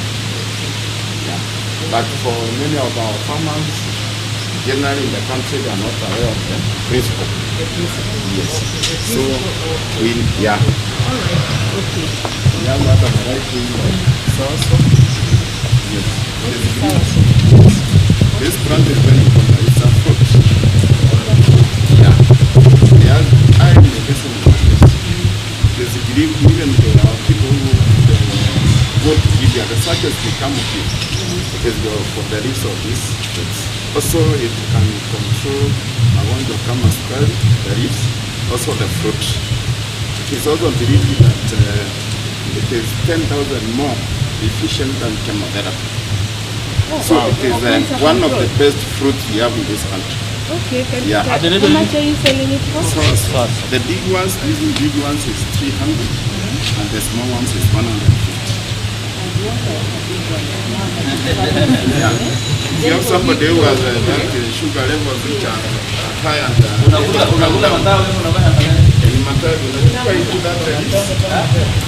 that leaves, unachemsha, una sieve, unakula asubuhi na jioni. No, it is flat. It is good also to wash your body. Yes, I have cancer is fine. Yes,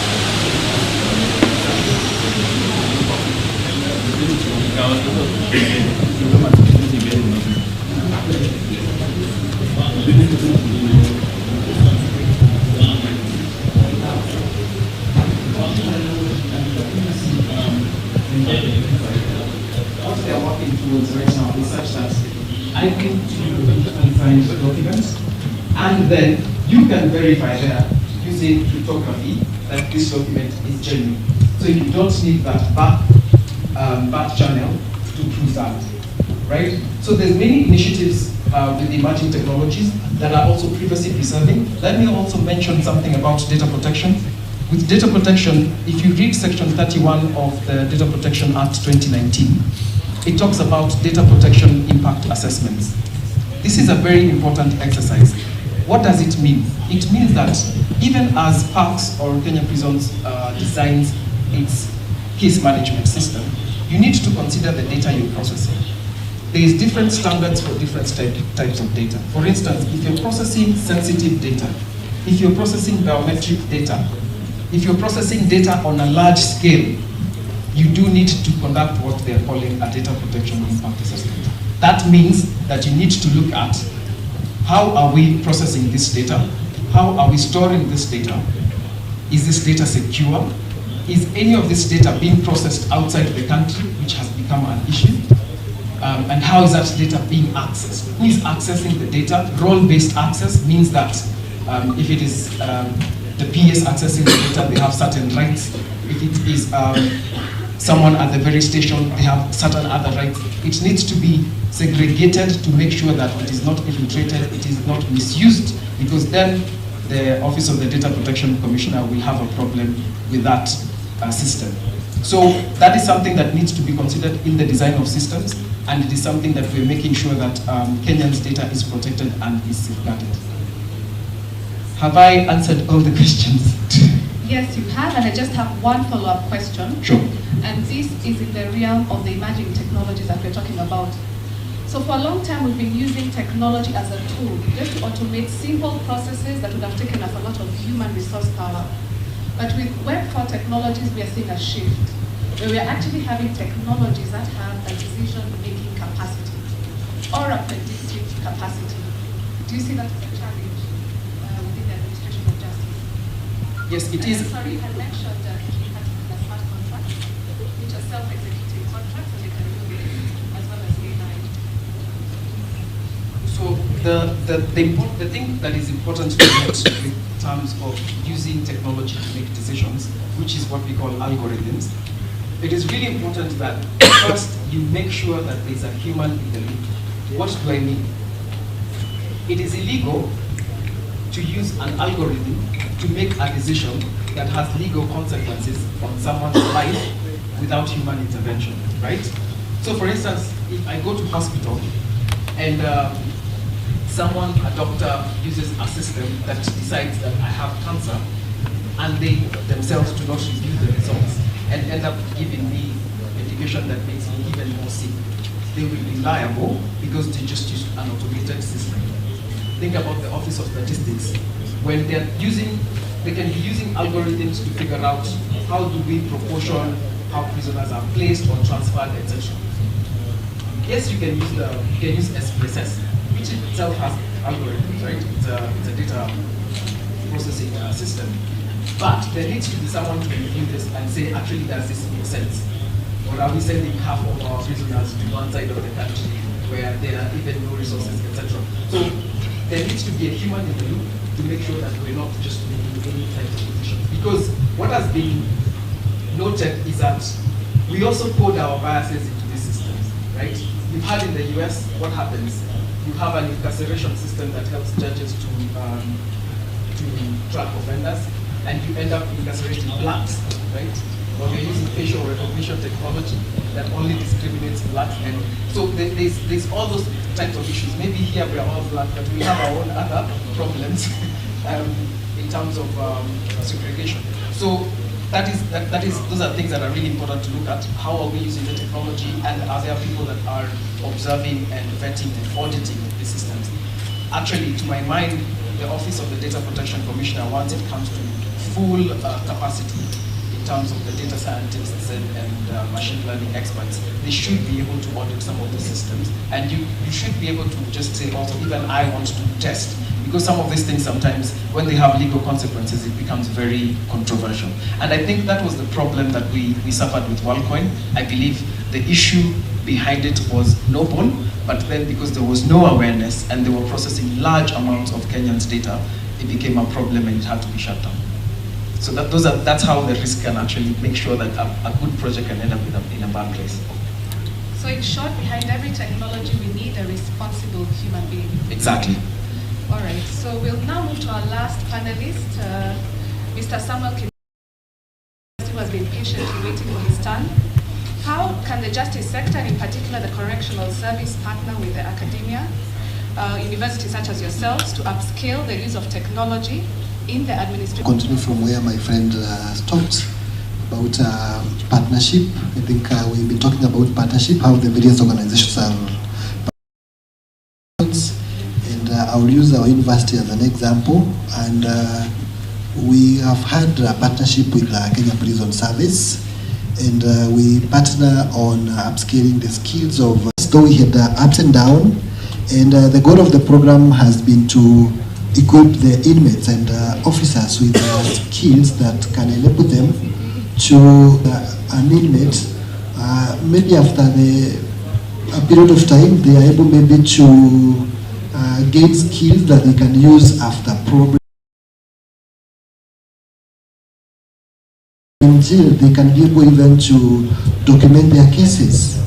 And we have had a number of success stories whereby we have had some of the officers, they are able to document what they are doing, because we have been able to partner with other partners, like partners of care, who are able to donate resources like computers to help us carry out the training, able to upscale the skills of the inmates and officers, so that they can be able to deploy those skills probably after they have served their terms, or even maybe during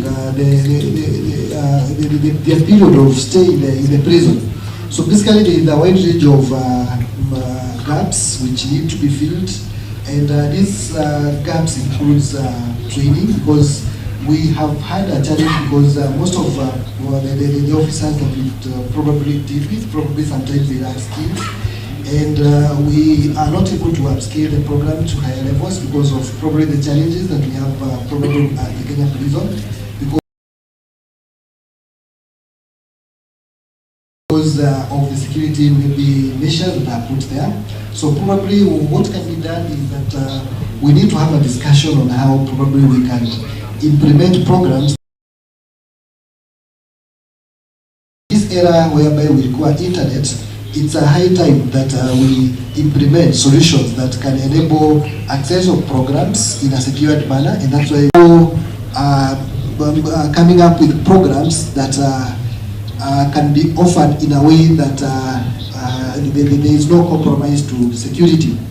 And as I've said, or maybe it was put, we also partner with various industrial partners, the tech giants like Oracle, to ensure that we're able to implement solutions that can be scaled easily. So therefore, I'm calling upon probably the Kenya Prison Service to take up this chance and ensure that you partner with us, so that we are able to upskill your skills, we are able to come up with programs that we can offer in a way that we don't compromise security, because we're able to implement like maybe VPNs. VPNs, they can be implemented in a way that you only allow access of particular courses to particular people. So we only need people who can, or maybe partners who can be able to come up and partner with the academia to help us implement such kind of solutions, because we really need to move with technology, because if we don't move with technology, we'll be left behind.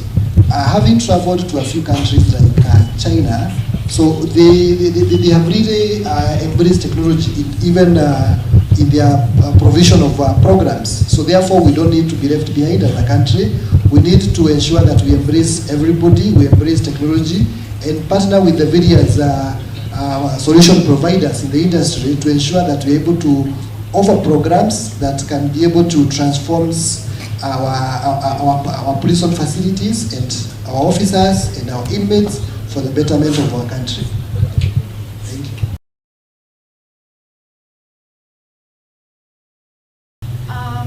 Now, the education system in the prisons, and this is not unique to Kenya, it can be quite stigmatizing, because sometimes certificates read that this course was undertaken by a person in prison. Are there any discussions around this stigmatizing education? And are you looking into providing even university level courses in Kenya? Thank you for the question. Yes, to prevent such kind of a stigmatization, so what we do is any course that we offer, like maybe the basic computer skills that we do offer, we do not indicate that we did it with Kenya Prison. It's written, it was done under Zitec University, and the certifying body was the university. So that's one thing that we do. And what we also do is we also try to ensure that we go and maybe do a graduation within the facilities of the Kenya Prison, to ensure that the people who are graduating, they feel part of the community. And we have had a lot of informal discussions with the various people who are in charge of the Kenya Prison Service. And we are looking forward to upskilling the courses. And maybe to note is that we have some of the officers to do the training who are our students are there before. And recently I happened to get one of the former students who works at Langata Prison, and she's digitizing some of the records there. So we have some of the success stories there, where we have had officers who have been trained with us, and they have done diplomas and degree courses, who are enabling us to upscale the skills of inmates and other officers within their facility. And we have a wide range of programs. Maybe the academia, we have a very wide range of programs, especially in security. And currently we are even rolling out a program on cyber security. We have data science courses, which are very, very helpful. We also have criminology and psychology courses that can be done. And we have had a lot of discussions. And one of the challenges that we have had is the funding of maybe inmates and officers who would like to take up those courses, because those courses are already available and they can be offered by the e-learning. And not only us, we have very good learning management systems with various academic institutions that are able to offer all those courses ranging from arts and certificate, diploma, degree, and masters that prison officers and inmates can be able to take. Thank you. Thank you very much. Now that brings us to the end of the panel discussions, but there's a second half. But before that, I think we'll take a short break because I noticed some of our senior colleagues are here. And I think I want to hand over to prisons to moderate that session. Thank you so much, Dr. Jaira. I want to take this opportunity to recognize the presence of our Principal Secretary, State Department for Correctional Services, Madam Salome Muhia Biako, is already with us here, together with the Principal Secretary, State Department for Cooperatives, Sir Patrick Kilemi, who are also accompanied by the Correctional and Aftercare Services. Our chief guest, Madam, just to make you feel at home, though I know you are already at home. Next session. Thank you.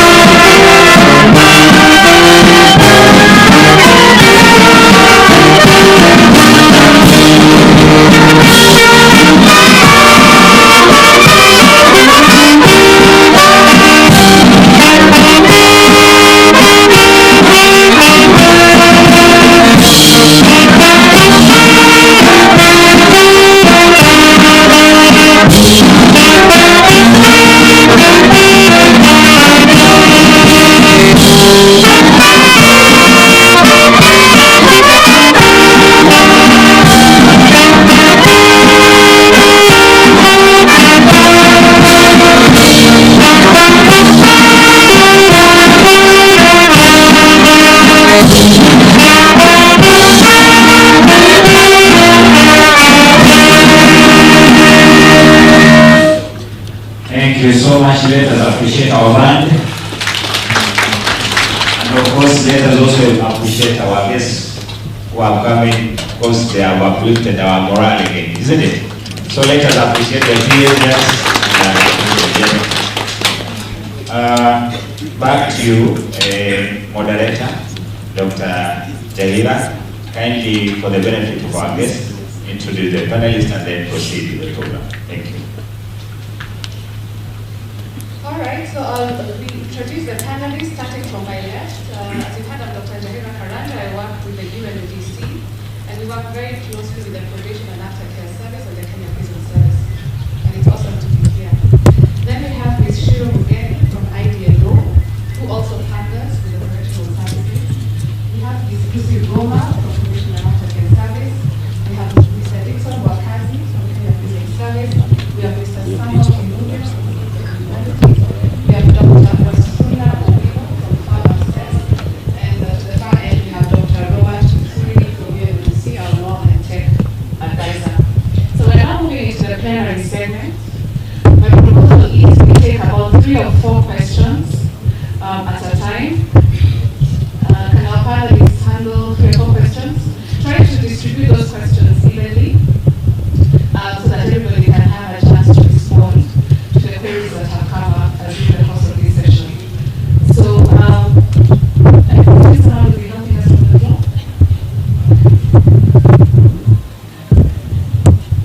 So I think we'll do it classroom style. Just raise your hand and then I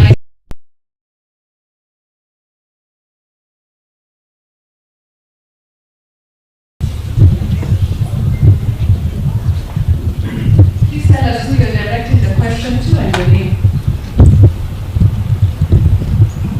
Thank you so much. Thank you so much. My name is Pamela Masese, former probation officer. I'm directing my question to all panelists, and any of them who can answer. The word now is going AI, artificial intelligence. Is there a place for AI in correctional services? And if it is there, how can it be used without endangering the valuable human resource that is there?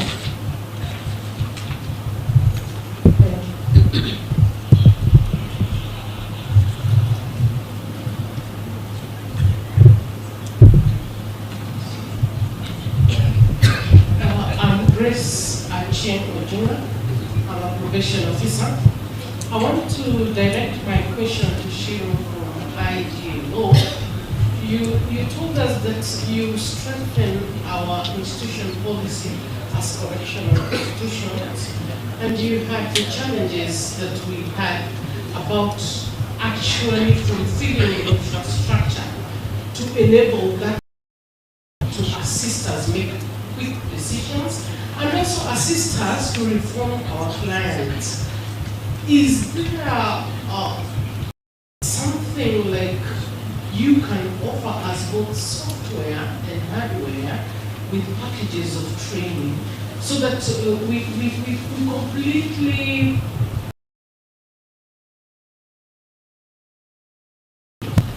because if we have a safe community, if we are reforming these offenders, then we are going to achieve safe community.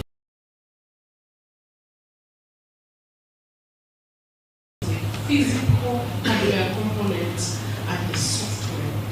Then, for example, perhaps you're told that every probation officer is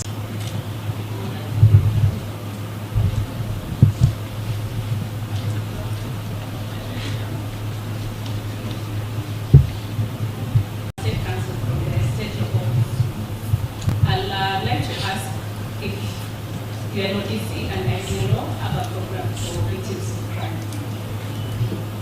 Secondly, should the probation officer, what measures do you take when reintegrating offenders to the society? Like what considerations do you take for victims of crime? Thank you.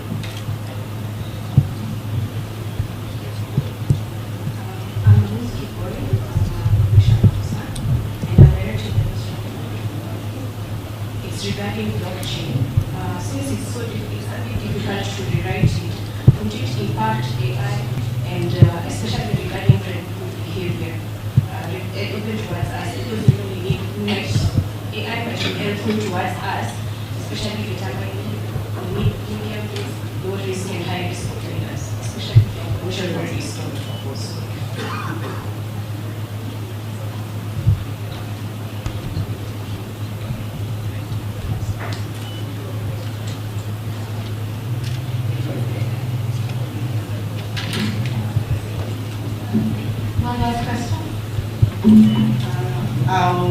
My question can be answered by any of the panelists, and it's a general question.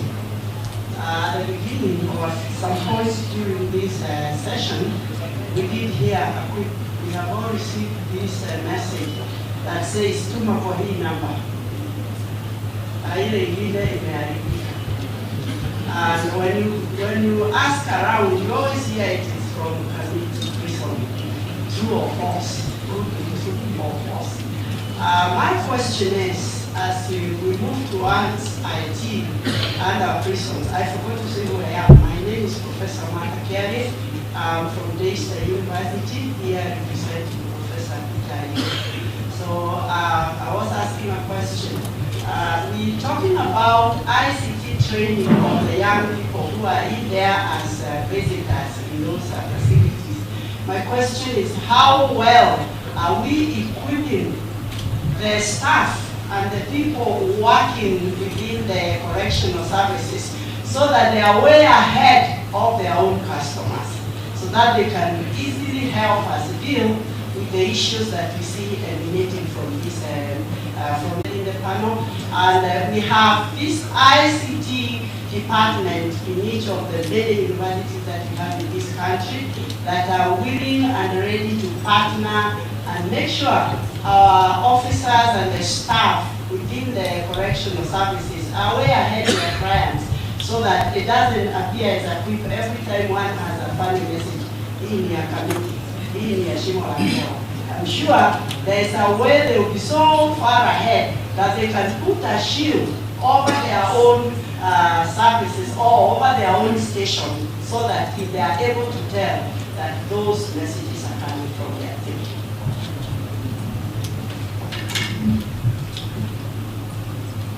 I think we'll answer those questions. That's said first. The first was by Ms. Pamela Masese. Is there a place for AI, and how do we ensure that we don't endanger the human resources working in our institutions? And I'm tempted to direct this to Dr. Buthuri and Dr. Wasuma. Is that okay? We can start with Dr. Buthuri. We need an additional mic.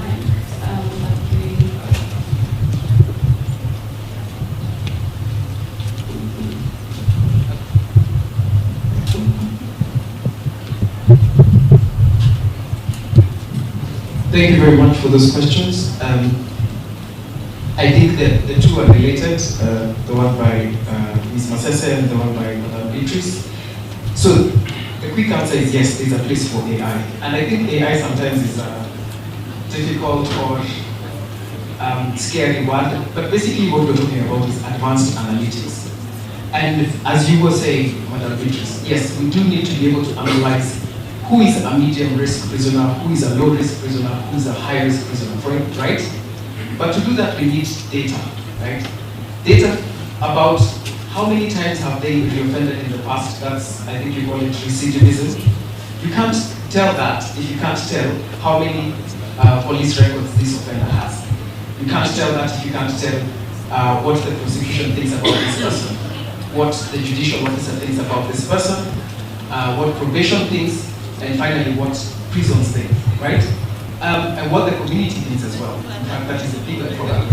So AI or advanced analytics gives you a 360 view of this person, so that even when you're looking at rehabilitation measures, you're able to decide that maybe this is a family issue, maybe we need to bring in a psychologist, and you do that much faster, right?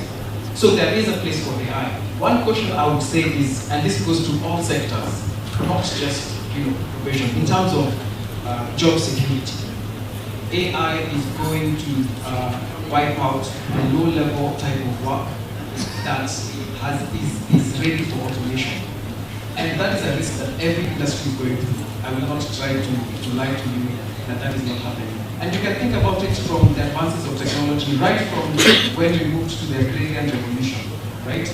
In construction, for instance. Once they brought in the, what do you call that, big thing that helps to raise stones up the floors. 20 people lost their job when they introduced that technology, right? But the crane operator maintained his job. So I would say it's important to upskill, and as you had, there's so many resources online. Z-Tech, Daystar is in the house. There's so many courses that they offer for free. It's important to upskill beyond simple data entry, you know, what we used to call packages. Remember, we used to go to, after form 4, you do packages here in town. It's important that we all try to upskill, and also, that is the bad side. The good side is AI can, what we in software programming we're saying, it can 10x you. It can make you 10 times more productive if you know how to leverage it properly. Yesterday, as I was saying, I was in a committee, and we made notes and those presentations from the breakout rooms. And in 5 minutes, I generated a PowerPoint presentation. And everybody was like, wow, what time did you have to do this? And I told them, I have not done it. I've just fed in data, and it's given me a very nice PowerPoint presentation in under 5 minutes. So, see how you can start to adopt this, and I do agree with you to see how resources can be used, e-learning can be used to make these things cheaper instead of having big classes. I know we're busy. So there's other ways to upskill in our free time as well. So the question about blockchain is hard to change. It is hard to change deliberately because we need what we call in law provenance.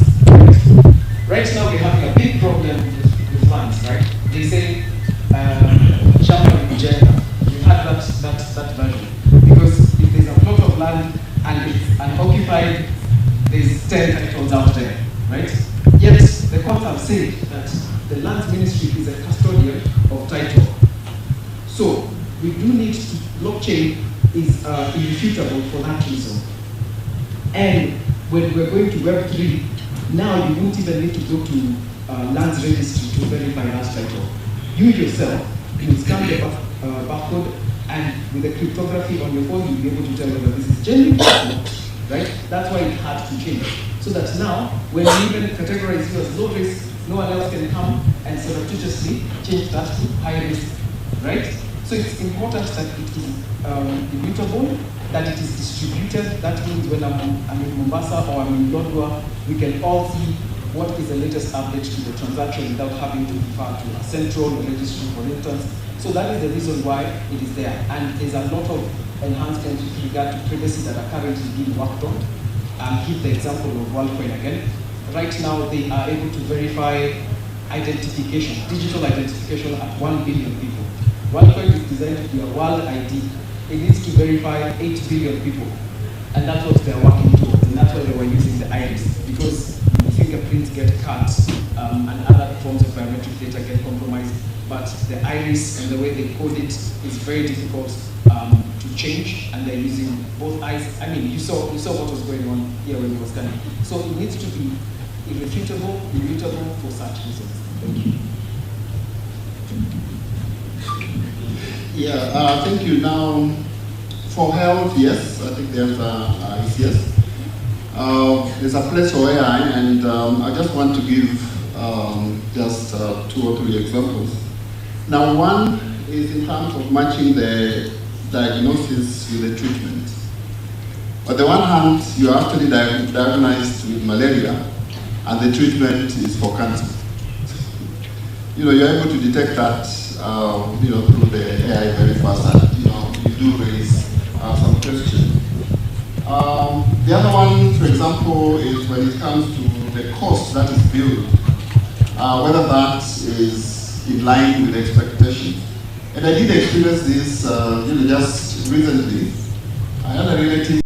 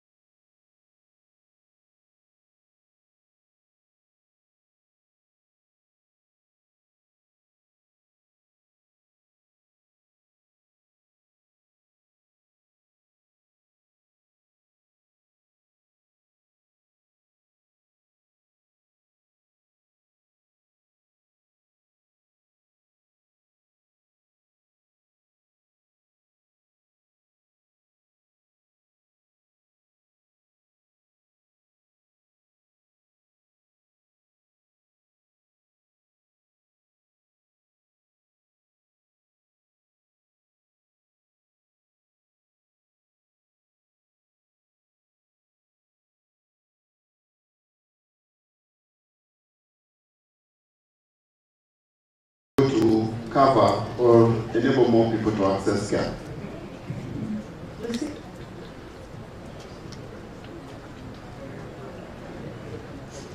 Thank you. I just wanted to add something on what is the place of artificial intelligence when it comes to correctional services. And we are trying to adapt best practices, and there are the pros and the cons for technology. And for artificial intelligence will also assist in enhancing our rehabilitation programs, adapting what works best for the individualized and specialized treatment for our offenders and the inmates. And also when it comes to the issue of what is the place of the human resource in the correctional services, it's good to note that the current recruitment, you find that majority of the officers and the staff fall under what is known as Generation Z. And most of them identify themselves as techno-savvy. So artificial intelligence blends in well with this kind of officers when it comes to using evidence-based method when treatment and rehabilitating our offenders. Thank you. All right, thank you for those responses. I think I'll just add something to for the person who asked on blockchain. Remember we talked about a responsible human being behind every technology. And Dr. Muthuri mentioned the provenance of data. So your data is only as good as that which is fed onto the blockchain, because what the blockchain does is that it records that data, and then it's thereafter not possible to either change the content of that data or the sequence in which it appears. And we can see the utility of that in the justice system, and we want to make sure we have an immutable record, that transactions within the justice system are properly recorded. However, this is where we now go to Pamela Masese, the importance of the human resource capacity that we have in ensuring that that data is valid. We will never get rid of the human beings in that equation because there has to be a responsible. Digitalization, automation of systems and processes within the correctional services. If you knock the door, it will be open to the extent that the door can be read. But not only for Kenya, because we want to see how we can support the correctional services in Kenya to be a case study for Ethiopia, Mozambique, Tanzania, and Uganda. Regional program that we hope that we'll be sharing our case studies in terms of the use of leverage on technology to be able to offer effective and efficient services. So it's the same kind of program.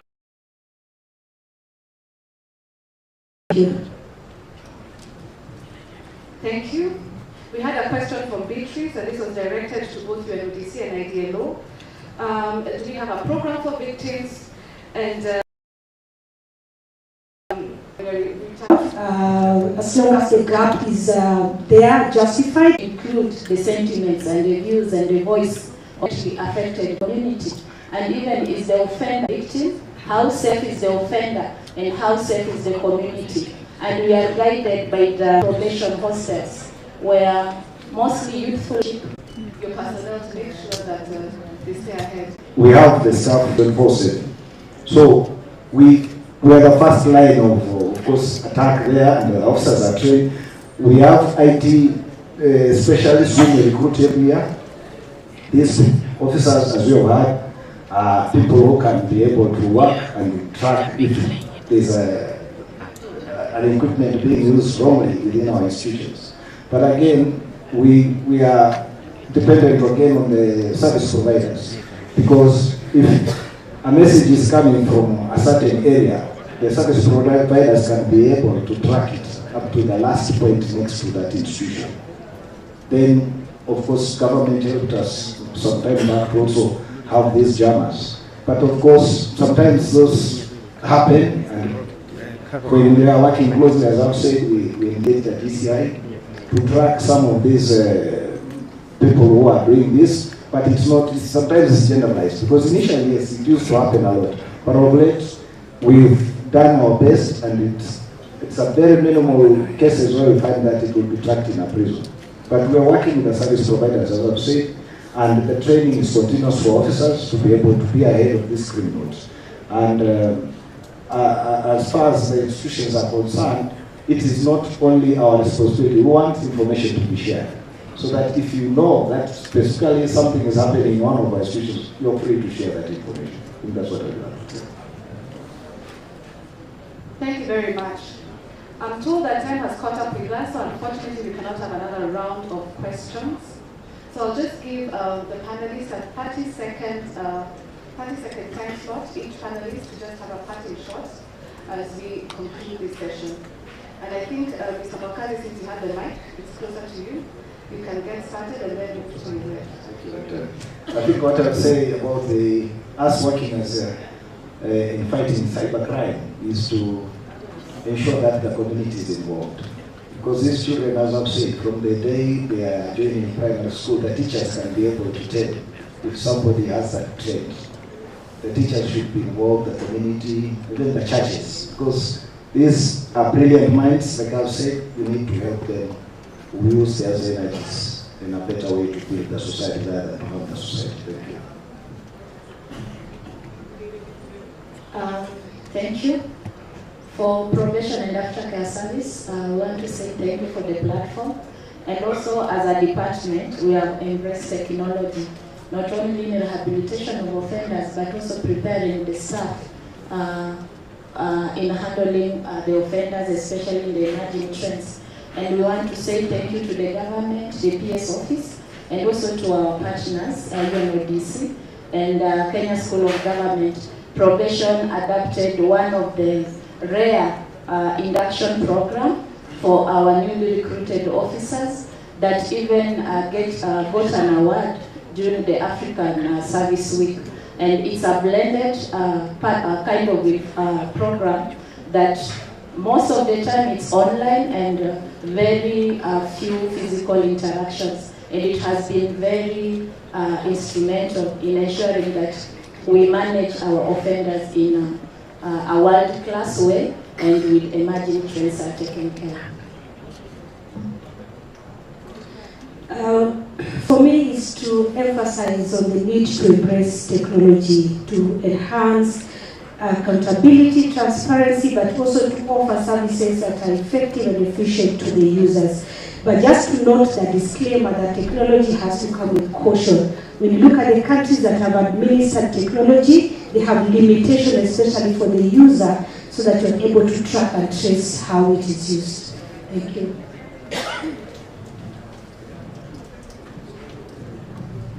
Thank you.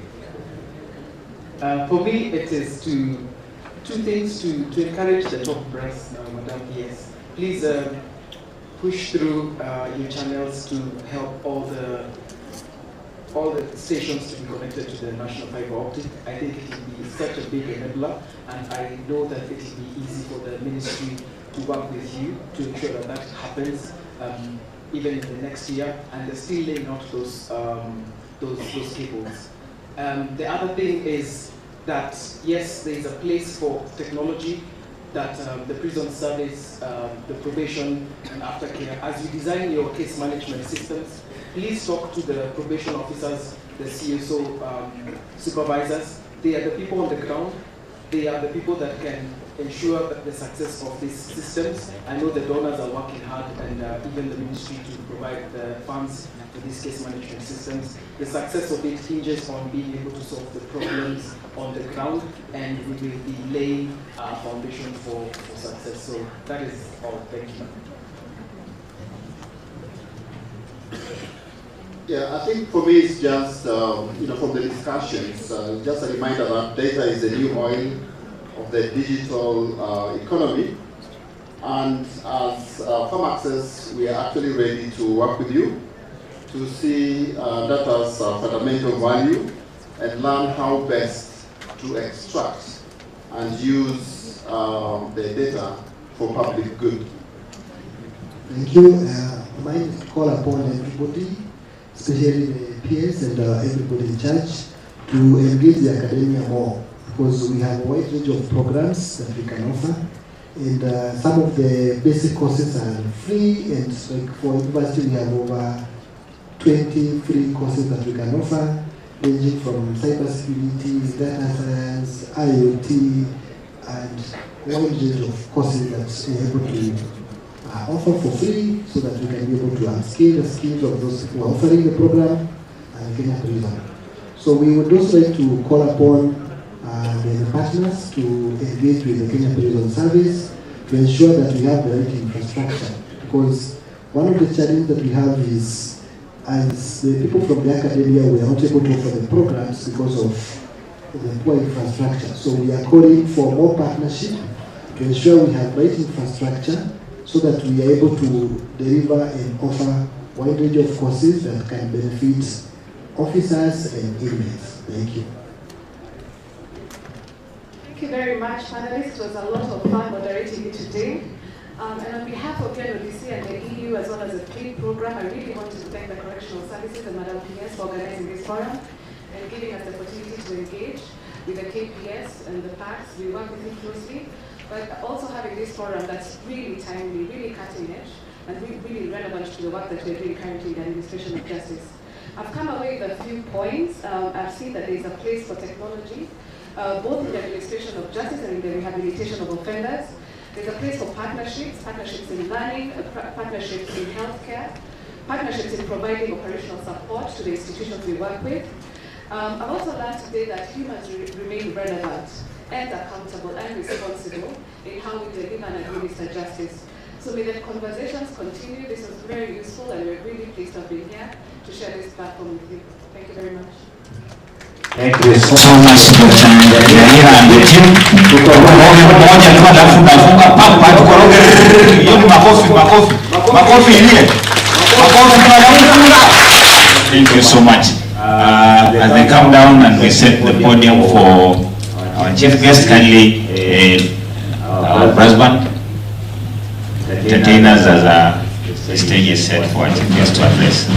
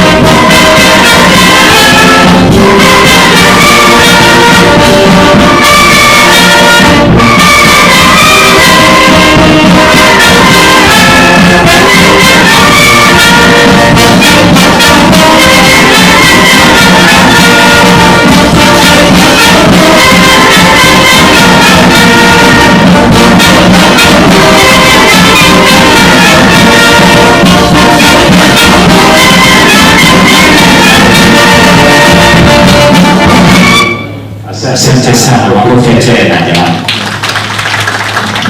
Basi nachukua nafasi hii adhimu kumwalika the Principal Secretary Correctional Services Madam Salome Mwinya yako to address us. Karibu madam. Makofi kwa madam tena. Asante sana.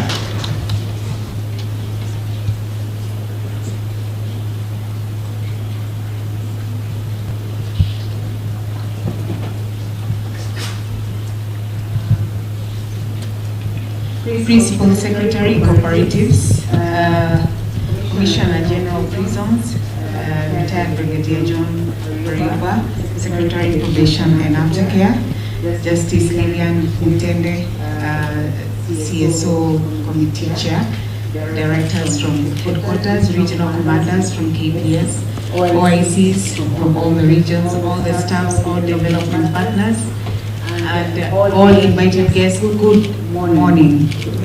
Good morning. I'm very, very impressed by the turnout today. I am very encouraged by this session that I have just witnessed.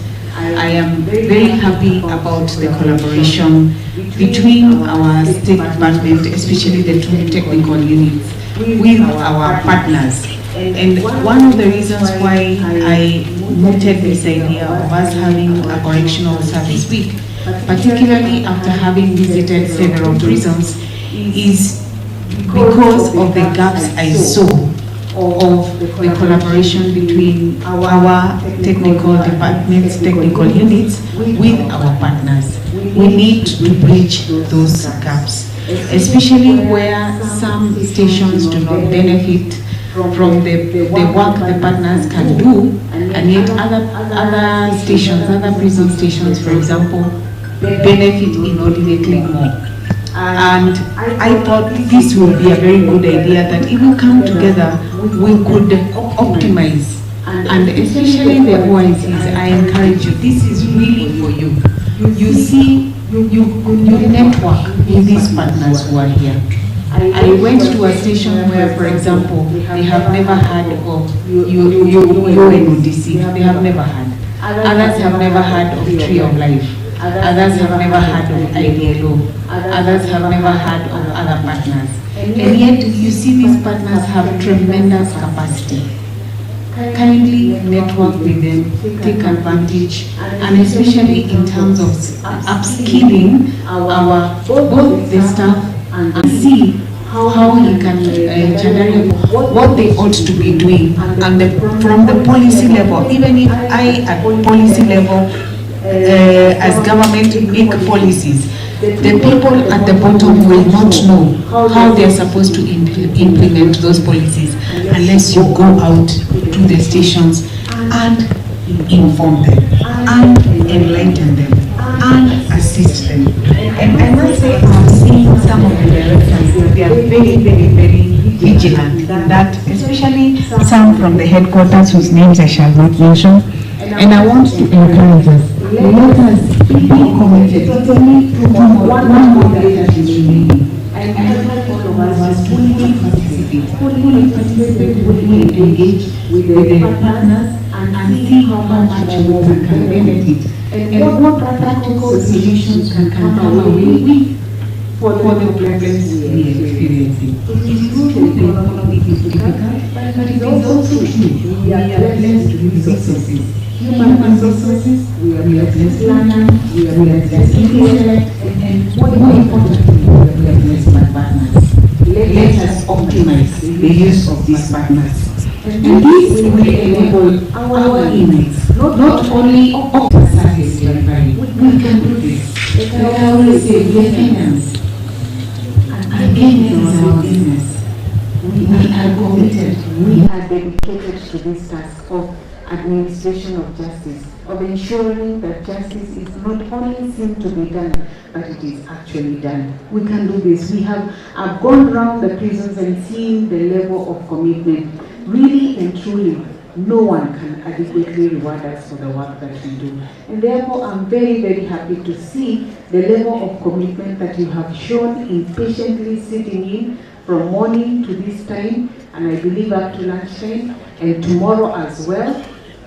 Let's do a lot of networking. These partners are here for that sole purpose, to listen to you and to see how they can plug in. Even as government is playing its role, and for sure it is our mandate to play our role, the value of our partners is invaluable and cannot be gainsaid. And with those few remarks, I wish to welcome our chief guest, the PS for cooperatives. You're welcome, Mr. Kilema.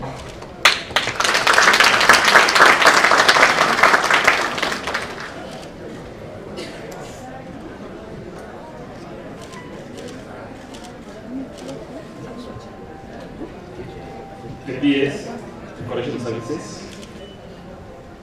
the Commissioner General of Prisons, directors and regional directors, Justice Kilema, you have an in-house judge. United States, ladies and gentlemen, good morning. Let me confess, this is the largest gathering of prison officers I've ever stood and interacted with. My prayer is, my interactions with you are limited to these warm corridors of KSCC. Because man, I love freedom. Let me talk a little bit about what we do and why we think it's important in what we do. We assist by, of course, an executive order number 2 of 2023, the State Department of Cooperatives. And in the big plan, we are the enablers of the pillars which are supposed to give us the good outcomes. So we show low cost of living, get jobs, high levels of incomes. And we, cooperatives as set out, are important because of the nature of our economy. Well, people don't know a lot of land, most of them we also smoke land. So what we have is solidarity economy, so that we make viable units of infrastructure. That's the reality. But many people misuse the first layer of it is primarily very key to what we do. The second layer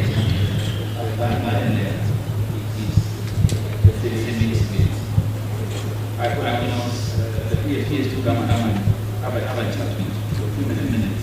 I was chatting about we have seen all the thousands of inmates. We have done by so for every 3 minutes, there are what the books and English. But if you look at us, see letting below 20 means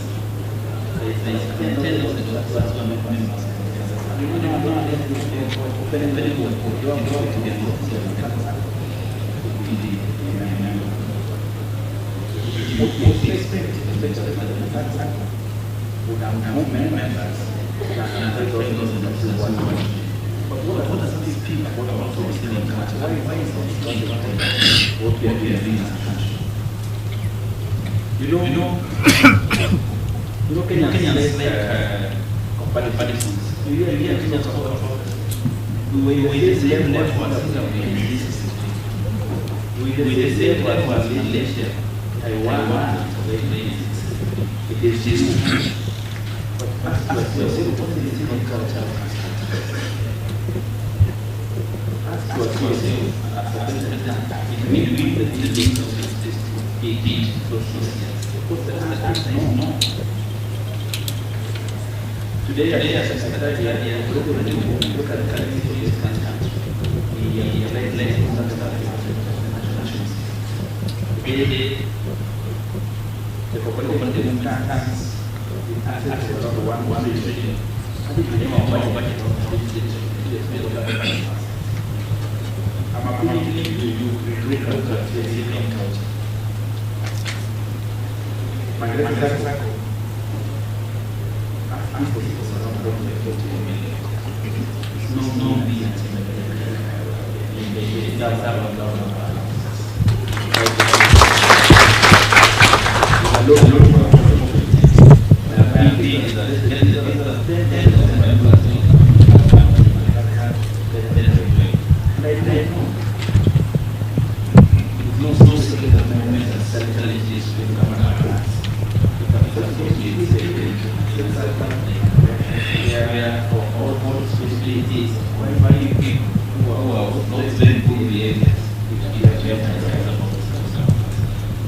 my commitment as advantages for them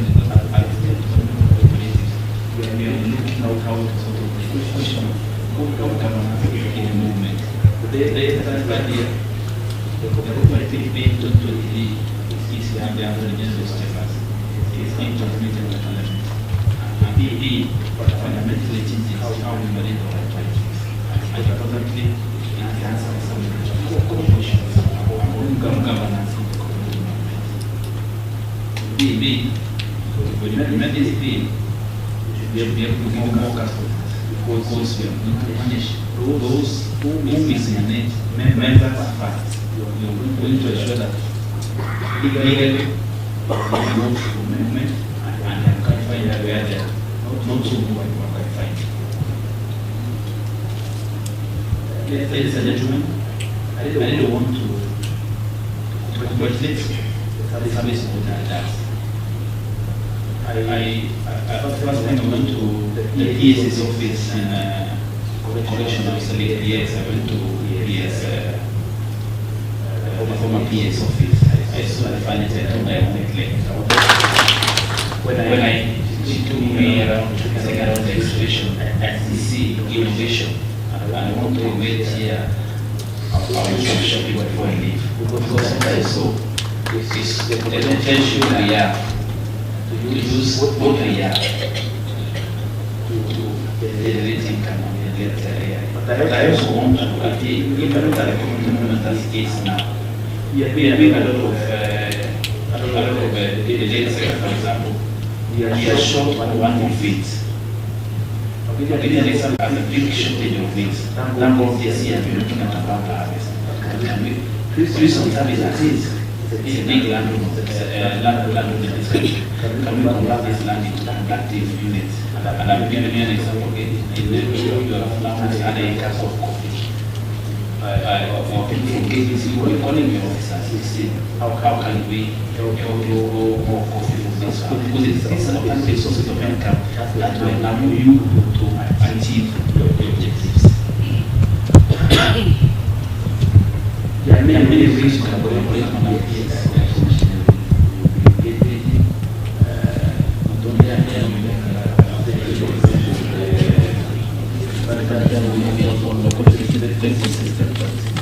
When you bring both in, you can make locally. The social level of dollar now almost touching what system. For people looking for that to go and buy furniture from most of the country when we move, we can make them, we can procure very nice furniture from the prison service. So we look at this collaborative ways we can work together so that service is able to contribute to what you are doing, more so balance of payment, more so bringing down the cost of animal feeds, and more so bringing down the cost of food. I don't want to talk much. I want to wish you all the very best for the remainder of the this year. And as that but I'll continue getting the 3 years to see in what more ways we can collaborate together as a cancer. Tuongeze makofi tena. Asante. Yes, kuna mtu mmoja alisema akikaa kwake anaonaga kama amekaa kwa bunge, nikamuuliza kwa nini. Akasema vile viti kwa kwake vilitengenezwa na prison na kwa bunge vilitengenezwa na prison. So, asante. Thank you so much. Hayo makofi yametosha, ndio? Yes, wawili wamekuwa hapa na kuna commissioner general. Hebu tengeneza tu tuone vizuri alafu ukiachilia makelele sana kwa maliza nene ndio hiyo inakuwa maliza kwa moja sio.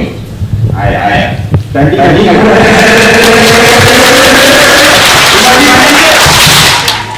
huko ngeni ndio siasa. Wana wako. Turudie. Ama kwa wana ngeni.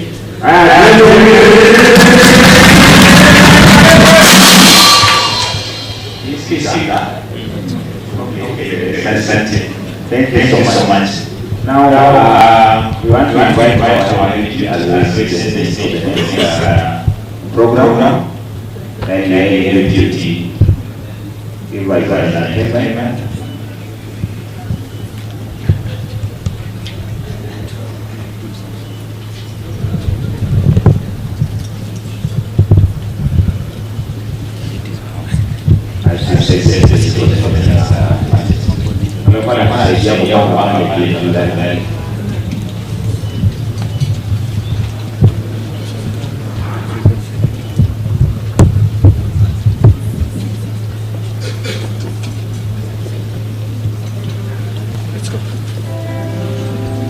Okay, I want to recognize my masters who are invited for the leader of the just raise up and recognize you. On Kenya Invite Masters. Thank you so much. Bye-bye. Thank you.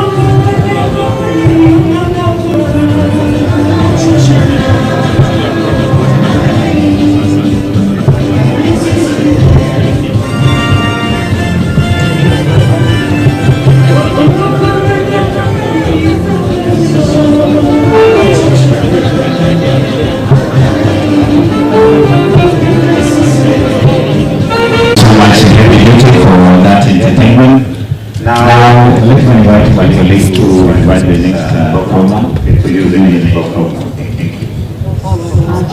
Yes, I think this is going to be specific panel.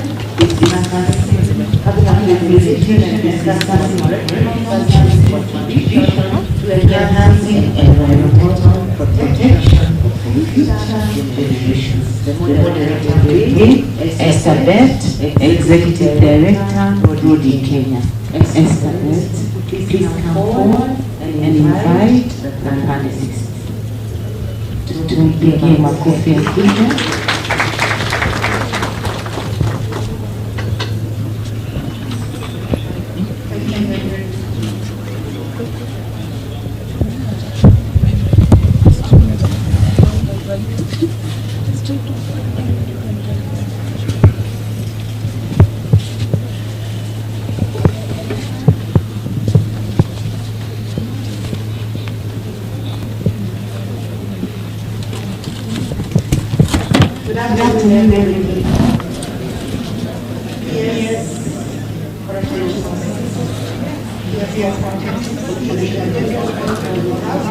I want to take the opportunity to humbly accept the recognition.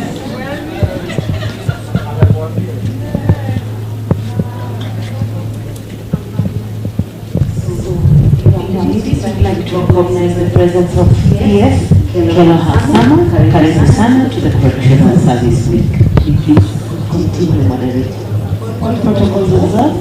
Karibu sana PS Mwenyewe.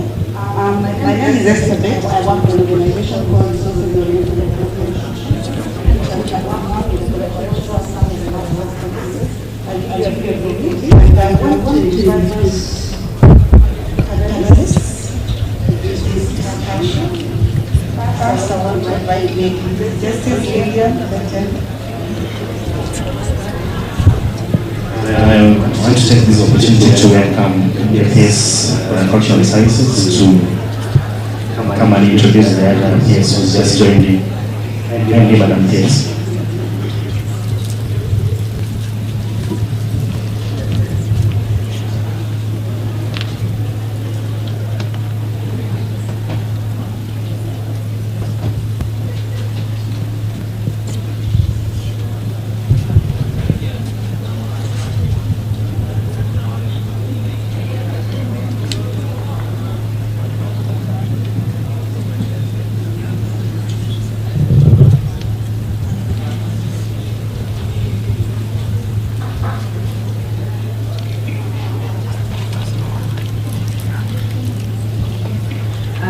Thank you very much, PS, Asal, and all the other protocols. Allow me to write on the previous protocols as I had previously alluded. I won't say much. Thank you very much for being to come and join us in this session. I want to welcome you to make brief remarks for our benefits. These are just for your information. These are the staff of the State Department for Correctional Services, as well as our partners and other invited guests. You're welcome. Yes.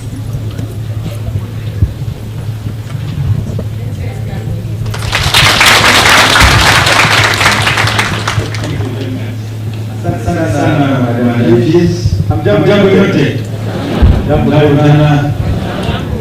My name is Kelo Hasama, the Executive Secretary in the State Department for Assasa and the Regional Government. I want to say that I'm very happy to join you. Good moment to interact with you, see the good things you are doing, where you are, and the very good sanitary you are making.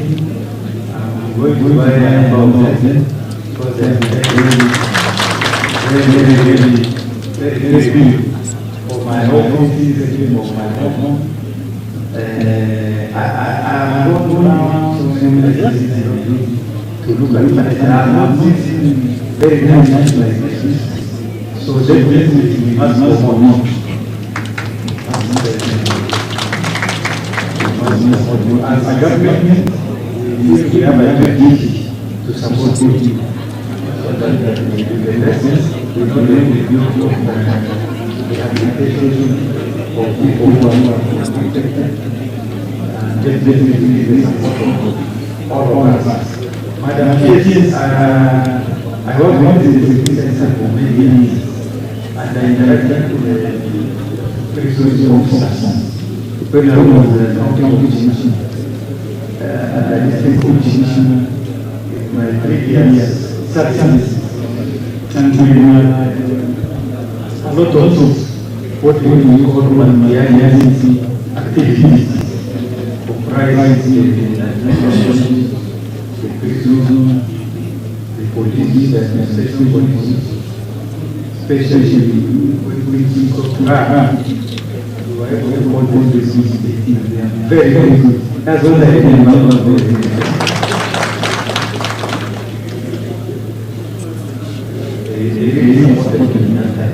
When issues really critical, and I realized the officers are one of the most disciplined among the reality. And I hope that is the same commission. So I want to implement that because that's what I noted when I was so I'm so happy to be associated with you for your invitation. You have my support. When I was the PS, the State Department of Crops, I realized the important agricultural activities the precision department is undertaking, and I was able to give advice as a member so that you apply my arms. So whatever I do my state department in current position, I am also ready to support you so that we see this coming out to what we are doing. Thank you very much. I want to go and because I can see some of them can go very quickly before I and actually I told my wife when I was there, and I took a picture and sent to my wife, and she was very good with it. She was very happy. So thank you very much, ladies and gentlemen, and wish you a session.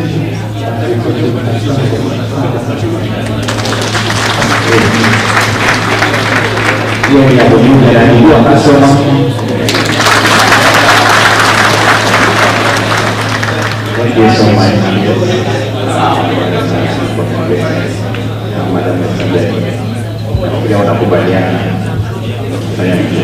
Thank you so much.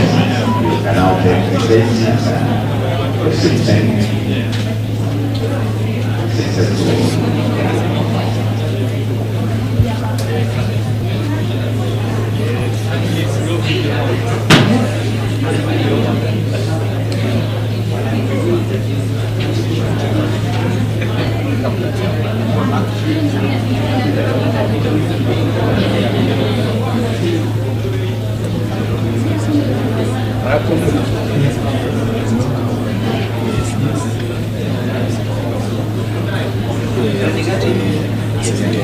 Yes, 75%.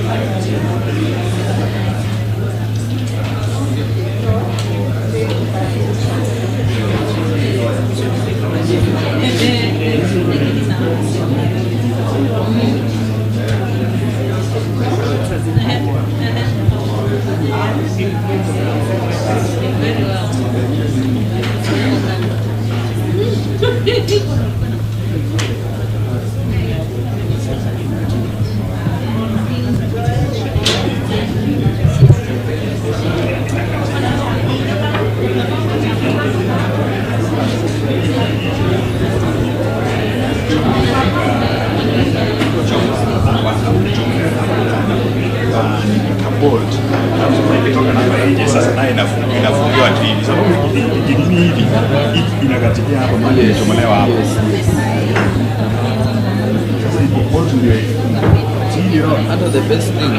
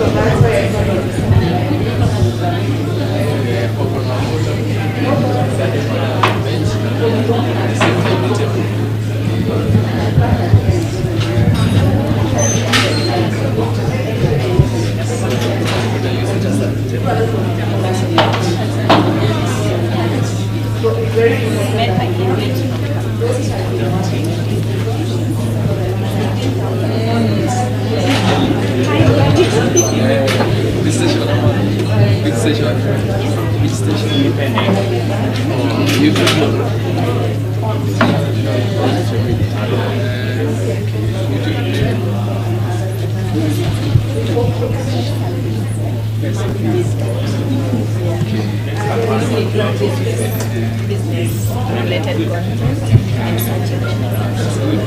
We also have a barbecue, flipping barbecue. Just walk your meat. Okay. Okay, sir. Flipping barbecue. Yes. This barbecue. Just open it.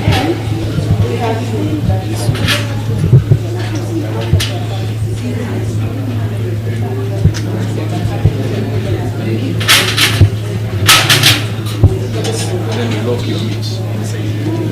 Once you lock your meat inside,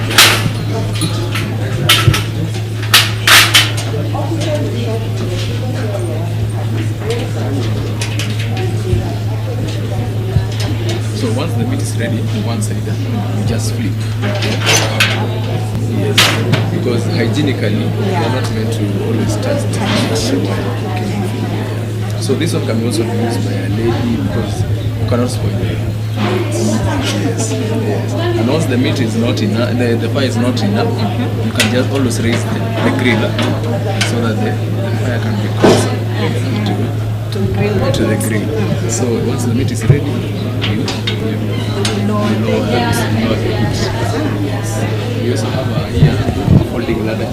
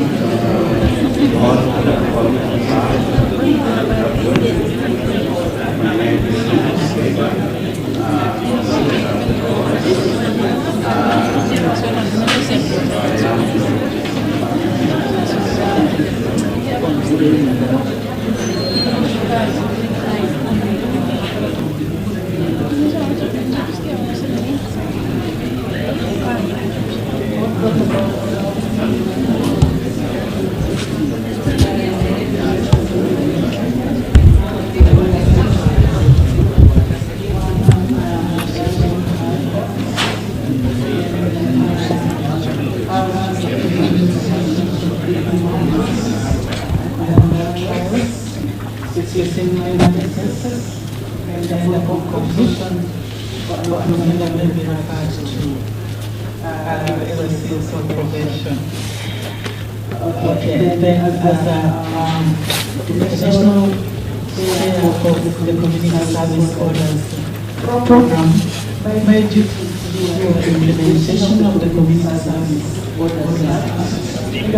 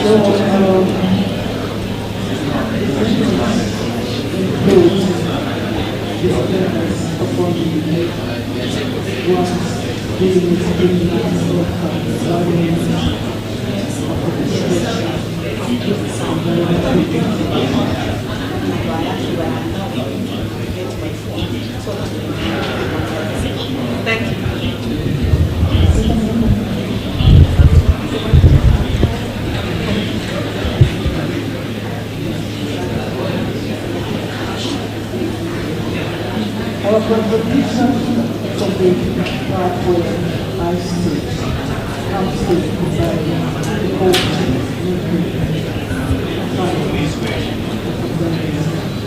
and then the creation officers carry out investigation with their risk and make recommendations to the judge.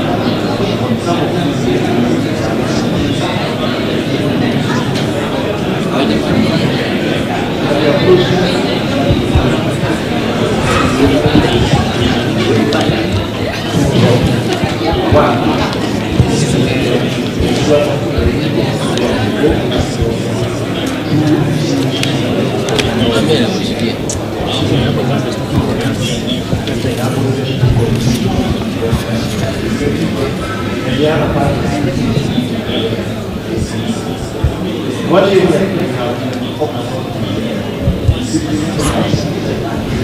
So nilale hapa pia.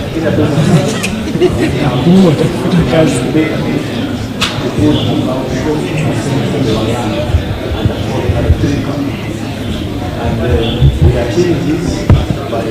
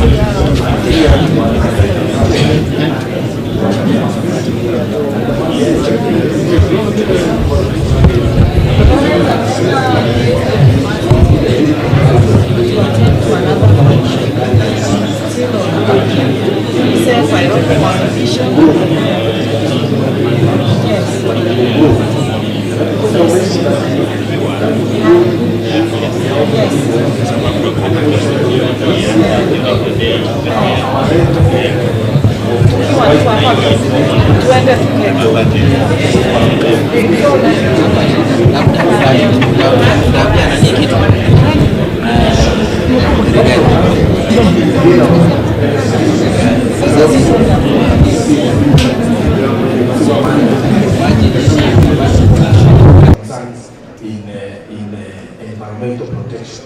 And we are endeavoring to ensure that our parent institutions are connected to the sewer main grids. We are constructing sewer treatment plants like the one at the PSDC. We are also constructing septic tanks to ensure that our city systems are working and they are not an environmental hazard. We also do water treatment, for example, the one at the PSDC, which is used to provide clean water.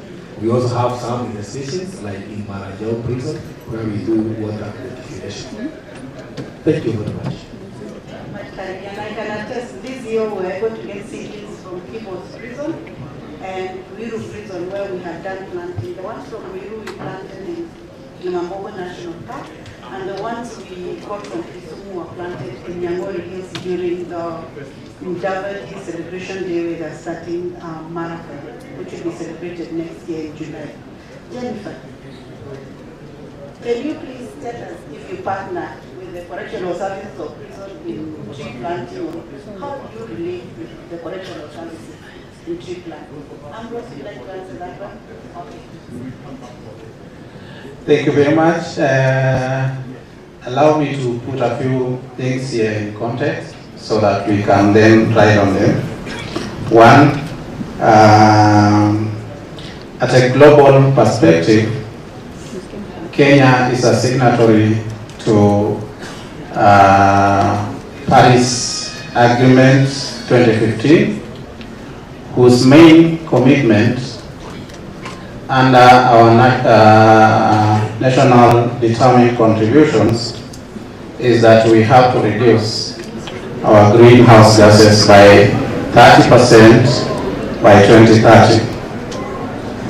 In order to achieve that, we must increase our carbon sinks.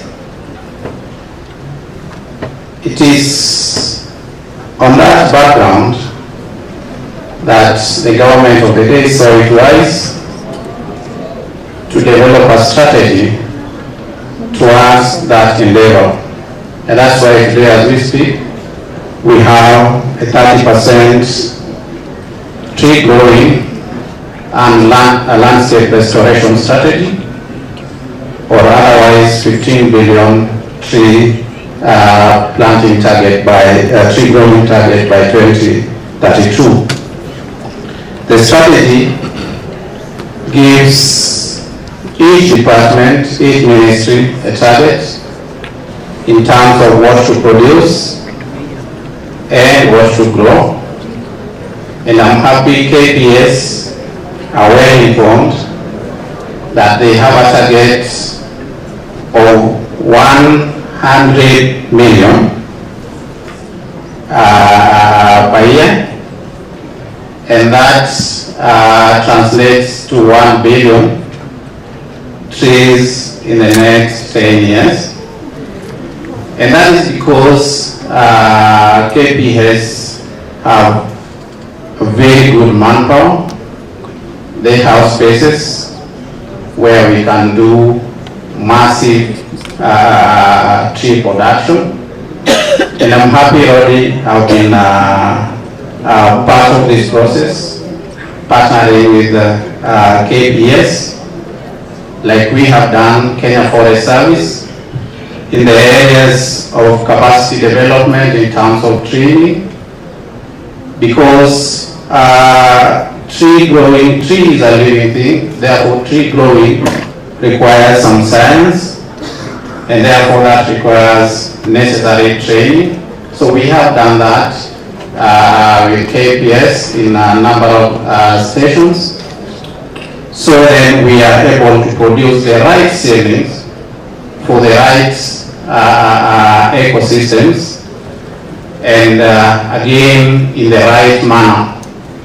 We have gotten it wrong in the past because there is a general perception that any tree can grow anywhere. And for our officers who work in different regions, the practice has been you work in Mombasa, you see a very nice looking tree called Indian ashok, the one that looks very nice when you plant close to your offices. They carry so many of that, go attempt to plant in Muranga, and then it fails, right? The next thing is that we give up on tree growing and say now, this is a natural process. Hii ni mambo ya Mungu, we cannot do this as human beings. But the issue here is that if we do these things right, then we are definitely going to get the results that we desire. There is a specific tree for every region. And that's why now, as we produce our seedlings in our nurseries, let us target where the tree seedlings are going to be planted or grown afterwards, because that should determine backwards which kind of seeds we are going to source from KEFRI, Kenya Forestry Research Institute, at the beginning of our tree seedling production plan. So these are basic knowledge that we are sharing with all our partners, not just KPS, so that then we are able to attain these very ambitious targets. At the end of 10 years, we want to be there with the right statistics then, not on paper as to what we have planted. We want to assess at the end of 10 years and say, yes, we have actually surpassed the 30% tree growing target. And that we can easily achieve if we get the basics right. Tree growing and tree planting has been mentioned by our panelists here.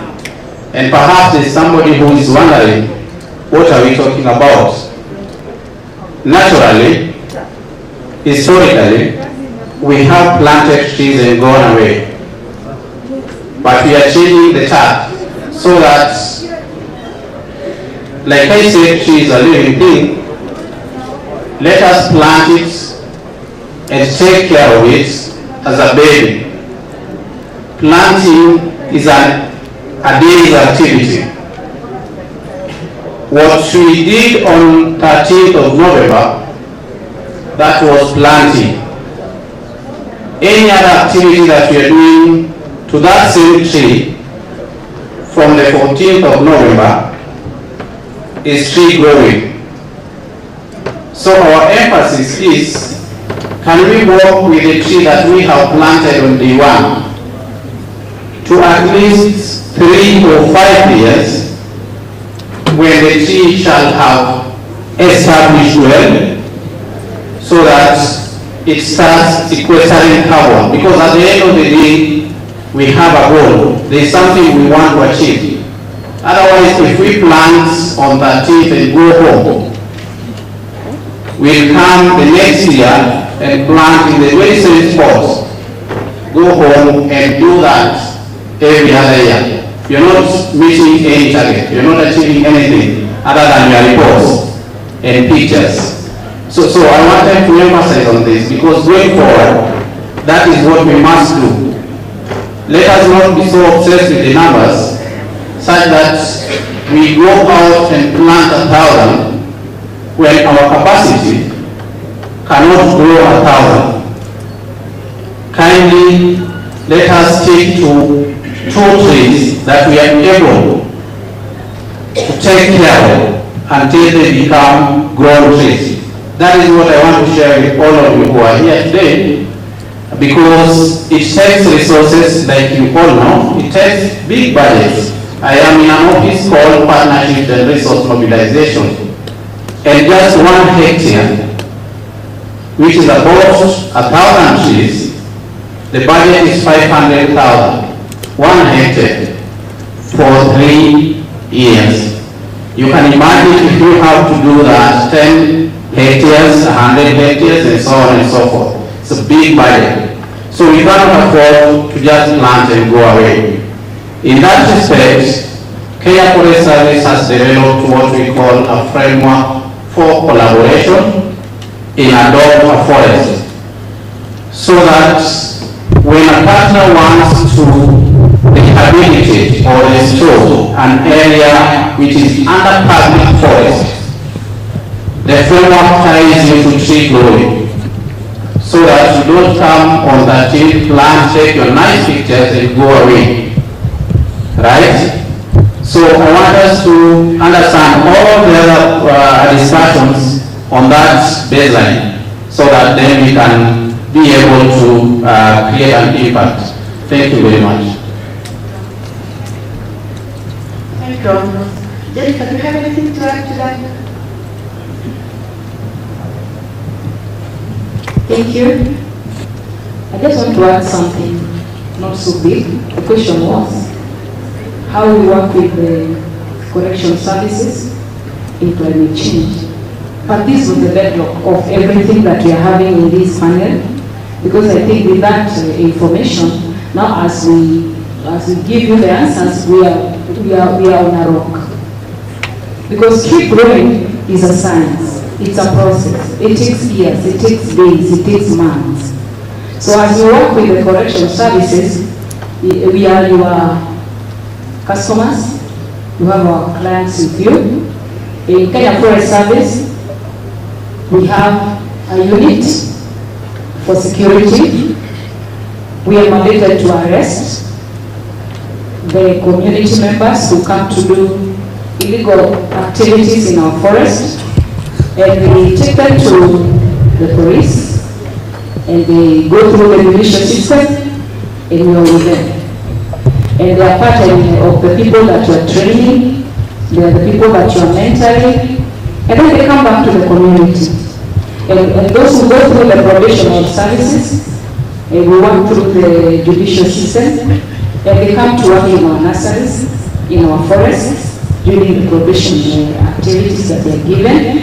So we are really working with you, and also as I monitor, when they are released back to the community, they come back to us. Because remember, they are neighbors of our forests. They are still the same people. They just move to it for maybe the time of the time that they have been in custody, but they come back home. So they still come back to us. So we work with you. Some of them come back better than before.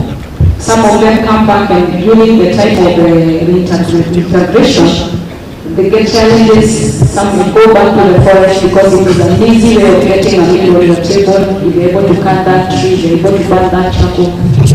So we are customers and we are colleagues, we are partners. In the element of climate change, I'm glad as Ambrose, my colleague has said, we are working so much with the correctional services because of you have the workforce, you also have the land. You've really been helpful to us. Sometimes we don't have the enough systems, like on activity. The challenge is because every day we came along with the plant, we didn't have the numbers. Actually, from prisons, we got so much. We got so much savings on Kaken. Nairobi County, we got so much from community prisons. They really helped. We planted a lot on Nairobi County on 13. We planted 140,000 tree seedlings. Kenya Forest Service gave a bigger chunk, but prisons also really helped. So we are grateful for that. Let's continue working, holding one another's hand, and working as a team because we are all serving Kenya. And on the element of the boy child, that was the opening remark that our moderator used. Most of the illegal loggers, the people who come to do crime in the forest are not women. They are men. They are the young boys. They are mostly our customers when we come to the element of illegal activities in the forest. So I would also like to add to what our moderator said, that men come back home. You know, I'm a woman here now. Come back home. These boys, these young men, they need you. We have fed them, we have given them everything. But you find them, they are the ones coming into the forest to do most of these illegal activities. Because nobody taught them how to be a man. How to go out and stand out and work and sweat. And now they go the shortcut to get it easy. So I'm coming back now to the society as the moderator entered and following that road that she opened for us. But let's go back home, let's support the boy child. Because actually in most of the correction services, I'm sure 70% is the boy child. Thank you. Thank you, Jennifer. Joy, what are the challenges you face in this realizing the environmental protection working with the professionals?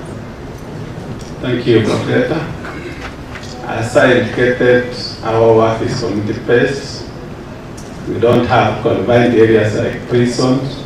So you find our client that's scattered all over. One of the challenges, of course, it comes from finance. When you are talking of finance here, you are talking about the issue of logistics. The officers need to move to the various parts of the village to ensure that these clients are performing where we supervise them. We have a challenge, as my colleague has indicated, knowledge. We don't have the expertise to know which type of trees can do well in a given place. So we normally rely on cafes to identify the most suitable species, breeds of trees can grow in a given area. We also have a challenge of numbers.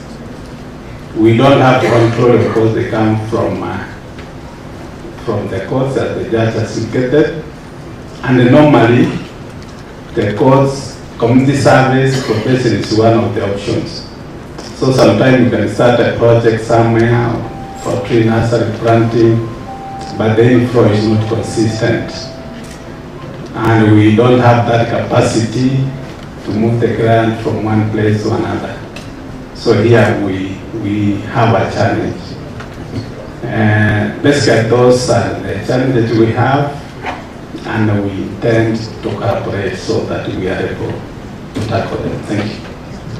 Ambrose, do you have any challenges in the forest department? Yes, we have challenges, and challenges are quite a number. First and foremost, in forest destruction, these are community members who reside close to our forest areas. And the case normally is there are not so many options for livelihood. They have grown, they were born looking at the forest. More often than not, communities bordering forest areas are low-income communities. And what they see is a source of livelihood. So then, what we need to do, or what we have done, albeit not enough, we are creating what we call nature-based enterprises around community forest dwellers. We organize them into associations called CFA, or Community Forest Associations. We train them on alternative livelihoods or other nature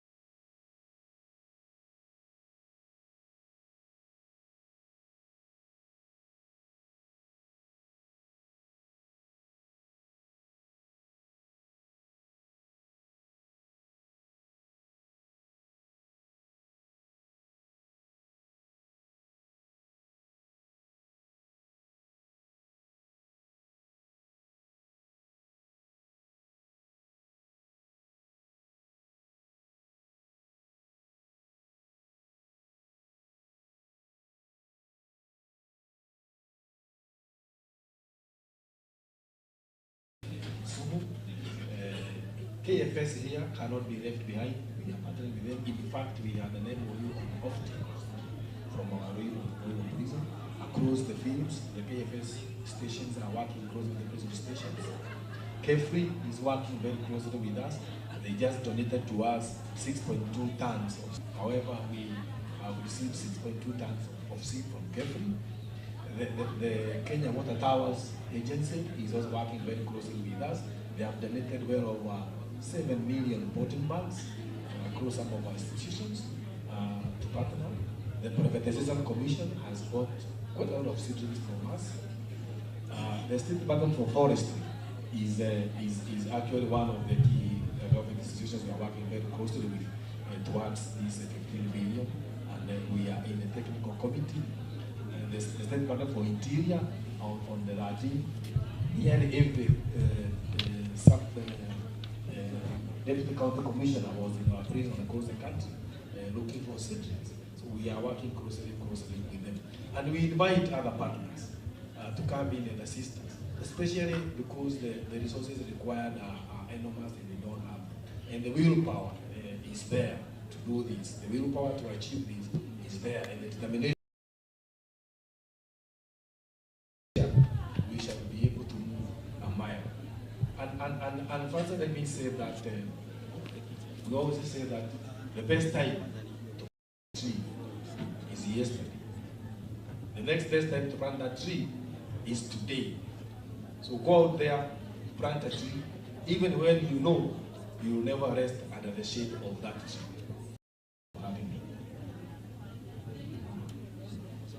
Thank you. Our partnership to enhance environment and environmental conservation is key. From where I sit, the only way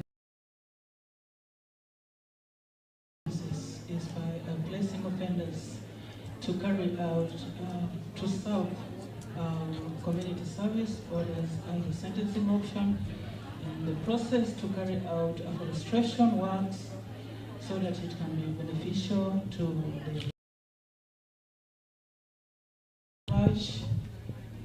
so that we can be able to reverse biodiversity and avoid losses. So it is important to partner by the way of placing them on to serve that particular sentence.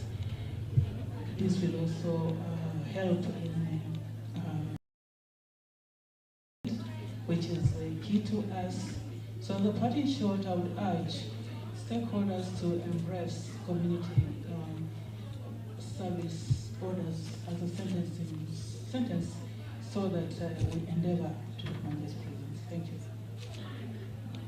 Thank you very much. First and foremost, the tree planting, the tree growing strategy has got 11 intervention areas, and it focuses more on an all-government, all-society approach, which means as an institution we have an obligation and a responsibility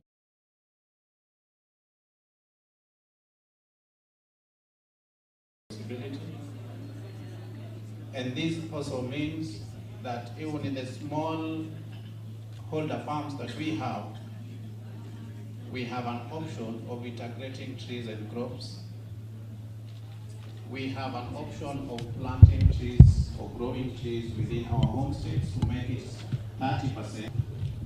We have an option to work with all the other agencies, including KENHA and KURA,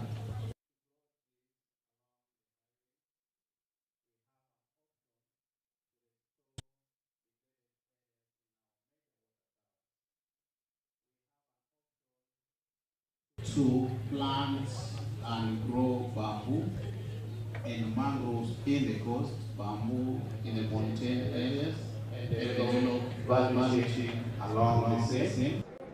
So there is nobody who is limited to a place where they can grow trees. A few instances, people have come to our offices and told us they do not have a place to plant a tree. And I tell them they go to church on Sundays or Saturdays. There's a space there.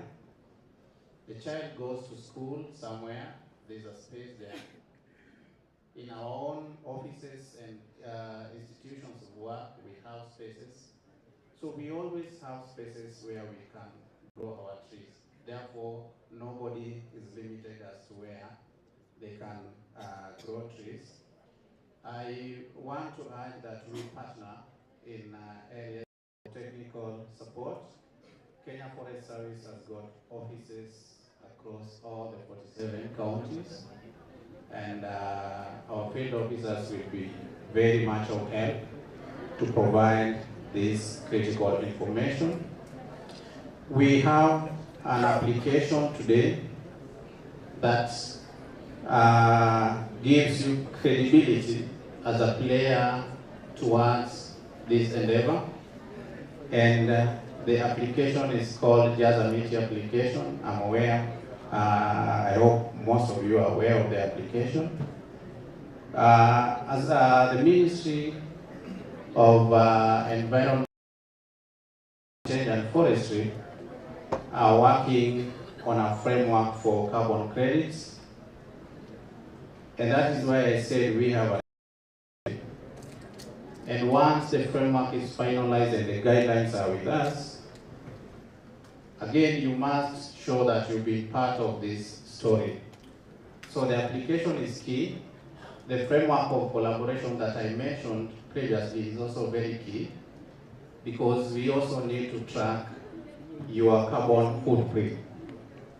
What have you done to offset that through the available options? Plastic bags that we mentioned, K-Free is working towards getting a better option that is biodegradable. The first F1 generation that we were given for trial did not pass the test of time, so that was thrown back, and they're working on the next. As we do that, we always recommend reuse as one of the 3 R's in reducing, mitigating issues around plastic pollution.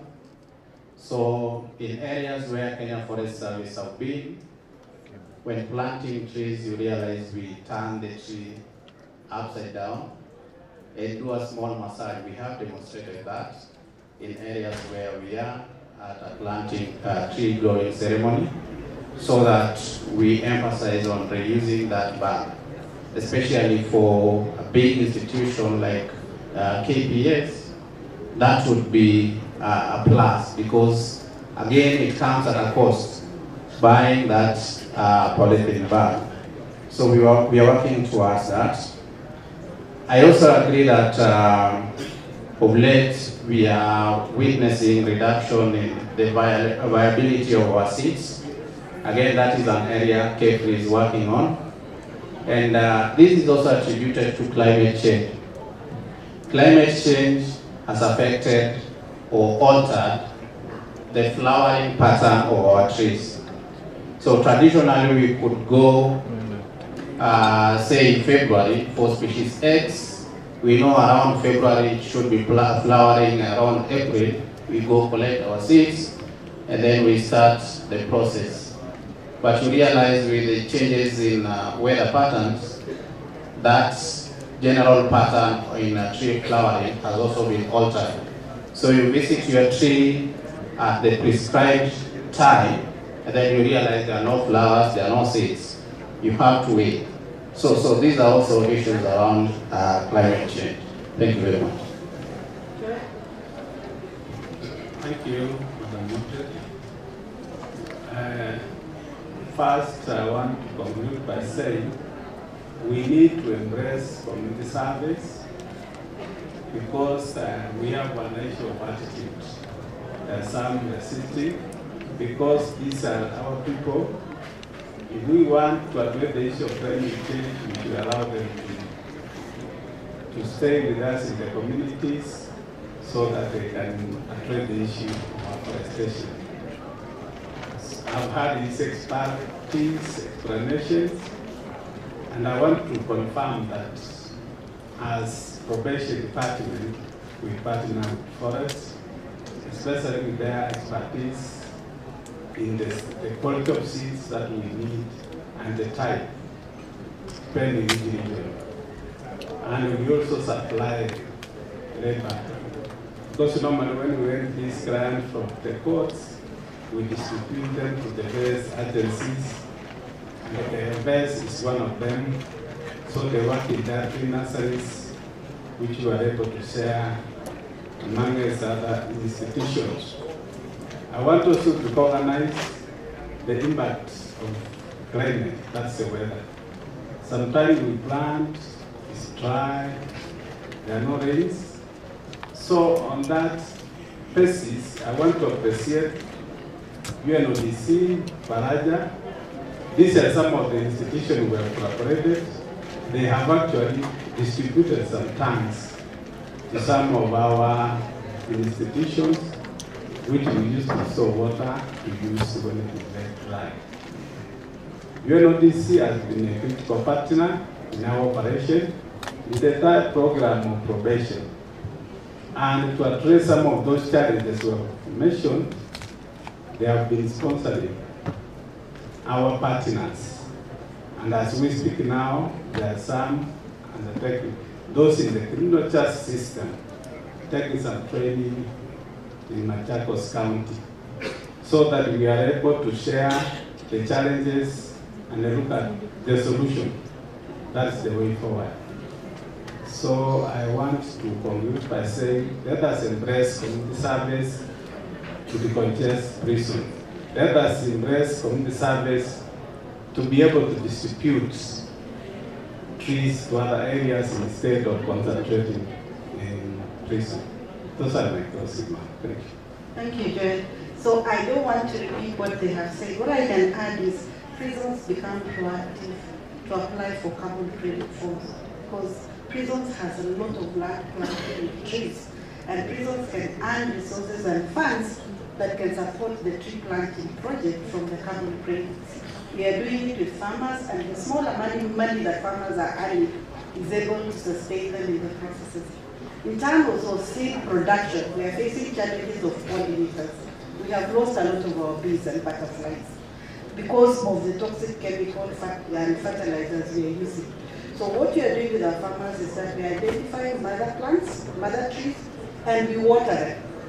And when you water that tree, it will give you the right seed. So in the prisons where you planted the trees, you can identify the good trees that you have and you water those trees, and you'll get the right seed.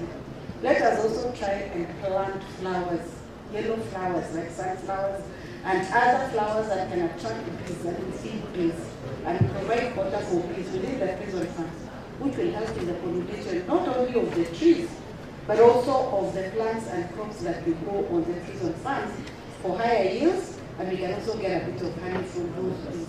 That will help us get better seed for our trees, but it will also help us get healthier food and crops for our plants. There is so much to discuss here, but I want to thank the participants in this panel. They have given us a lot of useful information, and I want to appreciate the prisons department, because the reforms and changes I've seen in prison has made get to where you are today. And I believe with the steps you are taking to be able to produce your food, to be able to improve your kitchen and use energy saving vehicles, and be able to produce your own food. So thank you very much for listening to this panel, and may God bless you so much. Thank you, Madam Esther. Another round of applause for the panel. And quite an interactive and informative session. I believe we have yet another session with Mr. Tahariri, the Director of Funds, who will be doing for us, leading us through a seed planting demonstration. But before that, we'll just have an interview with the choir as the preparation is being done on how that will take place. So thank you. As they leave, the Kenya Prisons Choir, please, as we wait for the next session.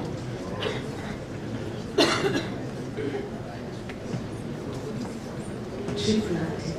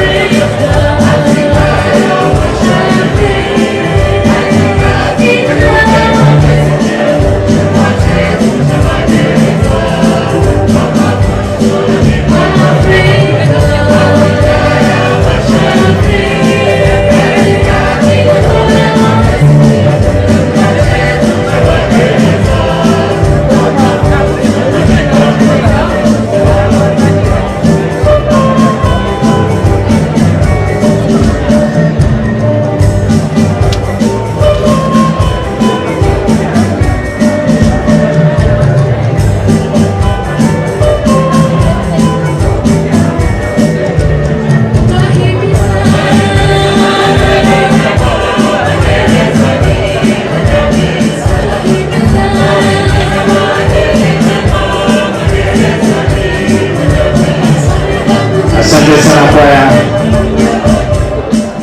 Hapo hapo tu tunaomba jamani msitoke kwa sababu there is a very important brief exercise to be done.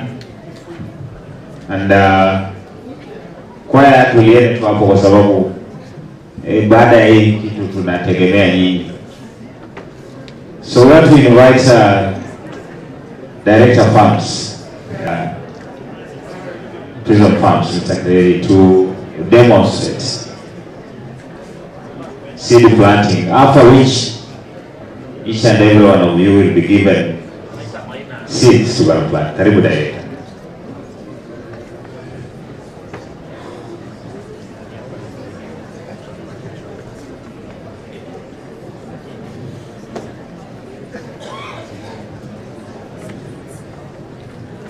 Good afternoon once again.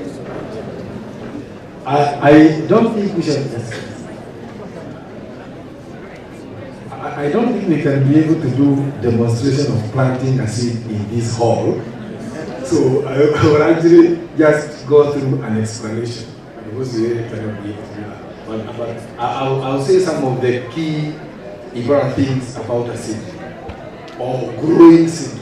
We have all heard about growing the seed and planting the seed. And I bear me witness, some of you who are around my age, we had a lot during our former and late President Moi's time, when we planted very many trees across the country. And if you evaluate the offtake of those trees to date, you'll be surprised. Quite a little of it is possible there. Because possibly we did a lot of planting and not a lot of growing. What we are saying now under this strategy of landscape restoration and ecosystem rehabilitation is growing the trees. And I mentioned here that so far we are monitoring within our Kenya Prison Service how we are progressing. The data I have indicates that so far we are doing 90% survival rate, which I must say is commendable. Now, in growing this tree, so where do you start? In growing the tree. In growing the tree, you will start from the seed. You start with a tree seed. Tree, like any other plant, has a seed. Generally, all of them have. They may have different ways of propagating them. Some you grow a seed, some you grow a cutting, but we are looking at the ones which most favorable way or desirable way of doing is growing a seed. So we have some seeds here with us today, and in fact, every one of you today will go home with a few tree seeds, in such as a chair. You get one for free, so that if you take a responsibility to ensure that you grow at least 2 trees. I want to beseech you to make sure you grow at least 2 trees. You know, many of you say that you're in urban center and you have a 40 by 60 plot. You can still do 2 trees there. Please, when you take this, go and do 2 trees. There may be 10 seeds, and maybe possibly 4 will grow, but the 2 will survive. Now, once you have the seed, this seed will be planted in a seed bed. And what's a seed bed? A seed bed is in an area where you set aside. Simply set it aside and plant, and that make sure the soil is well done, is well drained, there's no pooling of water, and then there's no water which flows into it, it is well drained, and the soil is fertile. Fertile means you can add some family and manure to it to make it fertile, and then you plant the seed. Some seed may require prior treatment. There are some seeds which require prior treatment, or you soak them in water, some in some warm water. The ones we are giving you don't require those processes. They will simply require to be planted in the seed bed. And once it grows in the seed bed, to just mostly about 2 inches, you will then transplant it from the seed bed into a potting bag. And now here's another story of the potting bag, like the one I mentioned earlier when we sat here. What I'm holding here is the first generation biodegradable potting bag, the one the gentleman from KFS alluded to, which then is not in use anymore because they are looking at another one. But we are still saying you can use this because this is biodegradable as opposed to the plastic ones. So in this potting bag, you will put in the soil mixture, like the one which was in the seed bed. It has manure, enough adequate manure and soil, and then you transplant the small seedling into it. Obviously, then you proceed with growing it. Growing means you take care of it, ensure it is given water regularly. Yeah, water regularly. When you water regularly, ensure it has no infestation of any kind of disease. Look at it. You know the problem with us, you just leave it there and go. And you will come to remember after 3 weeks that I gave you a seed and you planted it. Now, it will continue growing. It will continue growing, and what you'll be having is something close to this as it grows. Inside here is a mixture of the soil with manure where you planted your seed from the nursery. And as it grows, you take care of so that it grows this way, healthy, clean. Right? But this is still not ready for planting. It's still not ready for planting. We normally say that you plant a tree, a seedling, when it is about 1.5 feet, 2 feet. And the kind of seedling that we want to plant is approximately around here. Yeah, we want to plant a seedling like this. This is basically about 2 feet, thereabouts. So this is an ideal one that you want to plant. And then and this is where I said we may not possibly demonstrate how to plant it because we are not in the field. However, there's something that the gentleman from KFS explained, said in passing, that which is a big issue for us when we want to plant a tree seedling.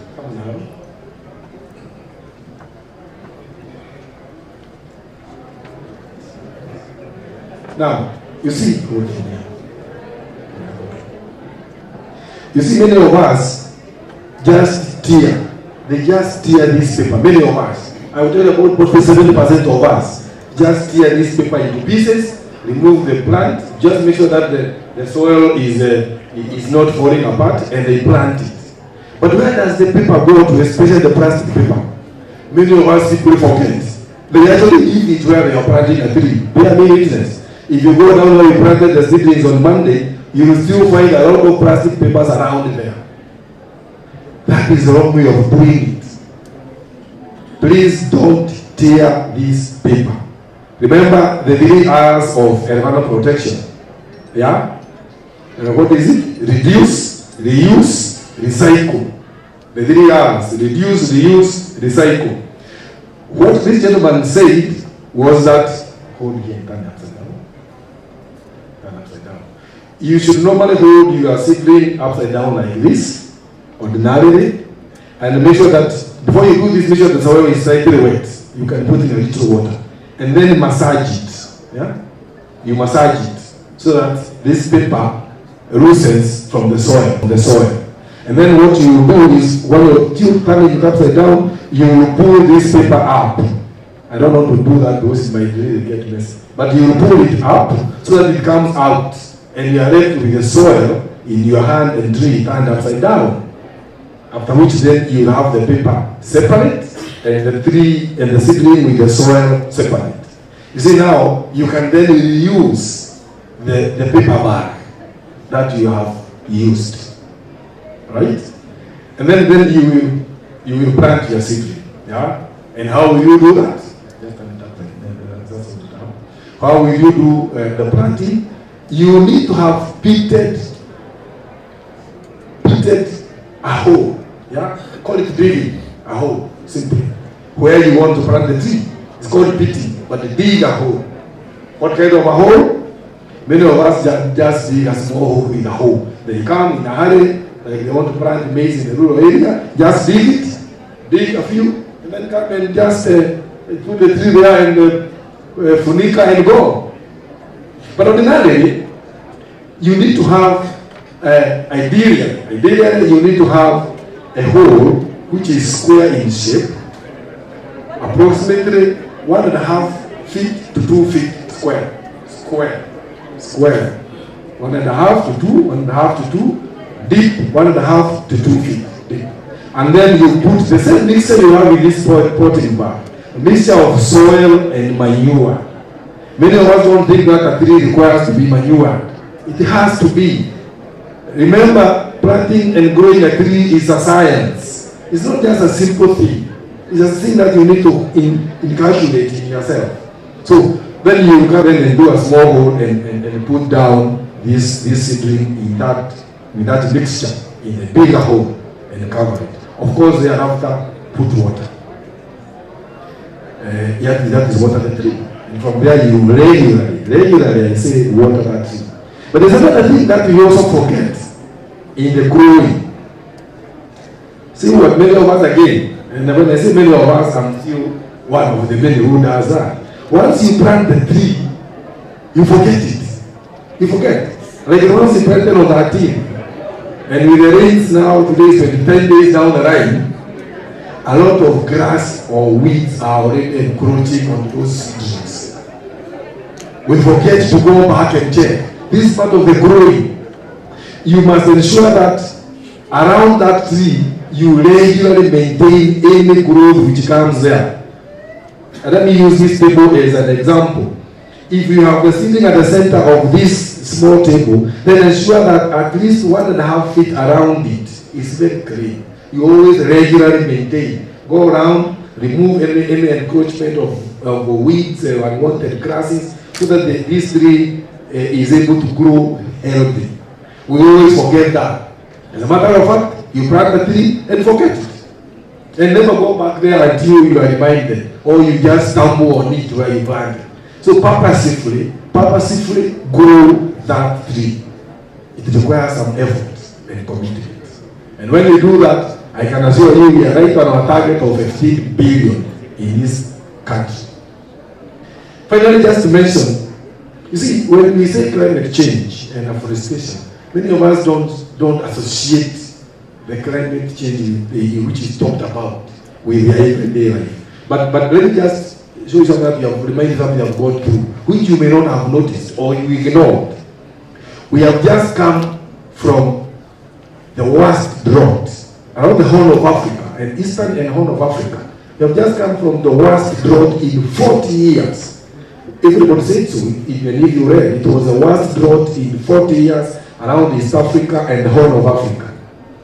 From that drought, straight into a super El Nino. Well, initially he said there wasn't El Nino, there was El Nino. Now there is El Nino. And then this morning they say, you've not seen it yet. You've not seen it just as yet. The super El Nino is coming in a couple of weeks. We will get much more than we have already witnessed. Now see, from drought, which has been very bad the last 40 years, to a super El Nino, which has not been experienced in our lifetime. That's what we are calling climate change. What are the effects? In the drought, you couldn't grow the food. In this water, you can't grow the food. So where do we end up?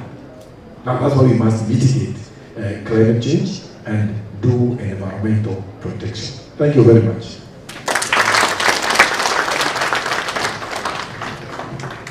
Okay, tumuongeze makofi tena. Now we want to issue seats to almost everybody who's here. Where are the ushers? The ushers saying now. Tuitwa band mnaweza tusaidia pia. Ushers they're coming. For those who will not get, but I think everybody who is inside here will get. If you will not get, then later on when you'll be moving out, still the other seats outside there that will be given. So, okay, band mnaweza saidia distribute food. Na prison choir itaendelea kutumbuiza wakati seats zinapeanwa. Hawajaandika do not eat na but automatic. Kindly do not eat. School and beg. Sawa kwaya tafadhali.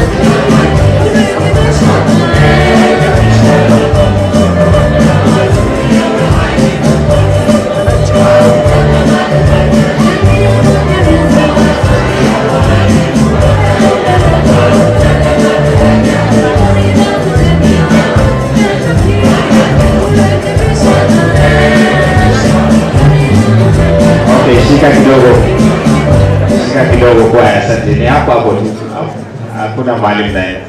Ni nani hajapata mbegu? Nani hajapata? Mkono juu. Okay, that's still few. Tutachukua hapa nje baadaye. Tafadhali usiende nyumbani bila mbegu. Ni mambo nikumbushe probation officers that wakati tutakuwa tumemalizana na lunch. Secretary Probation and Aftercare Services atakutana na all the probation officers after lunch. All the probation officers kindly after lunch you will meet the Secretary Probation and Aftercare Services. So kwa wakati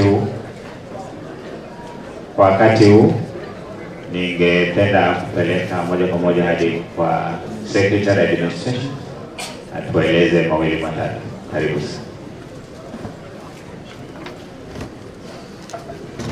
Asante sana. Good afternoon once more.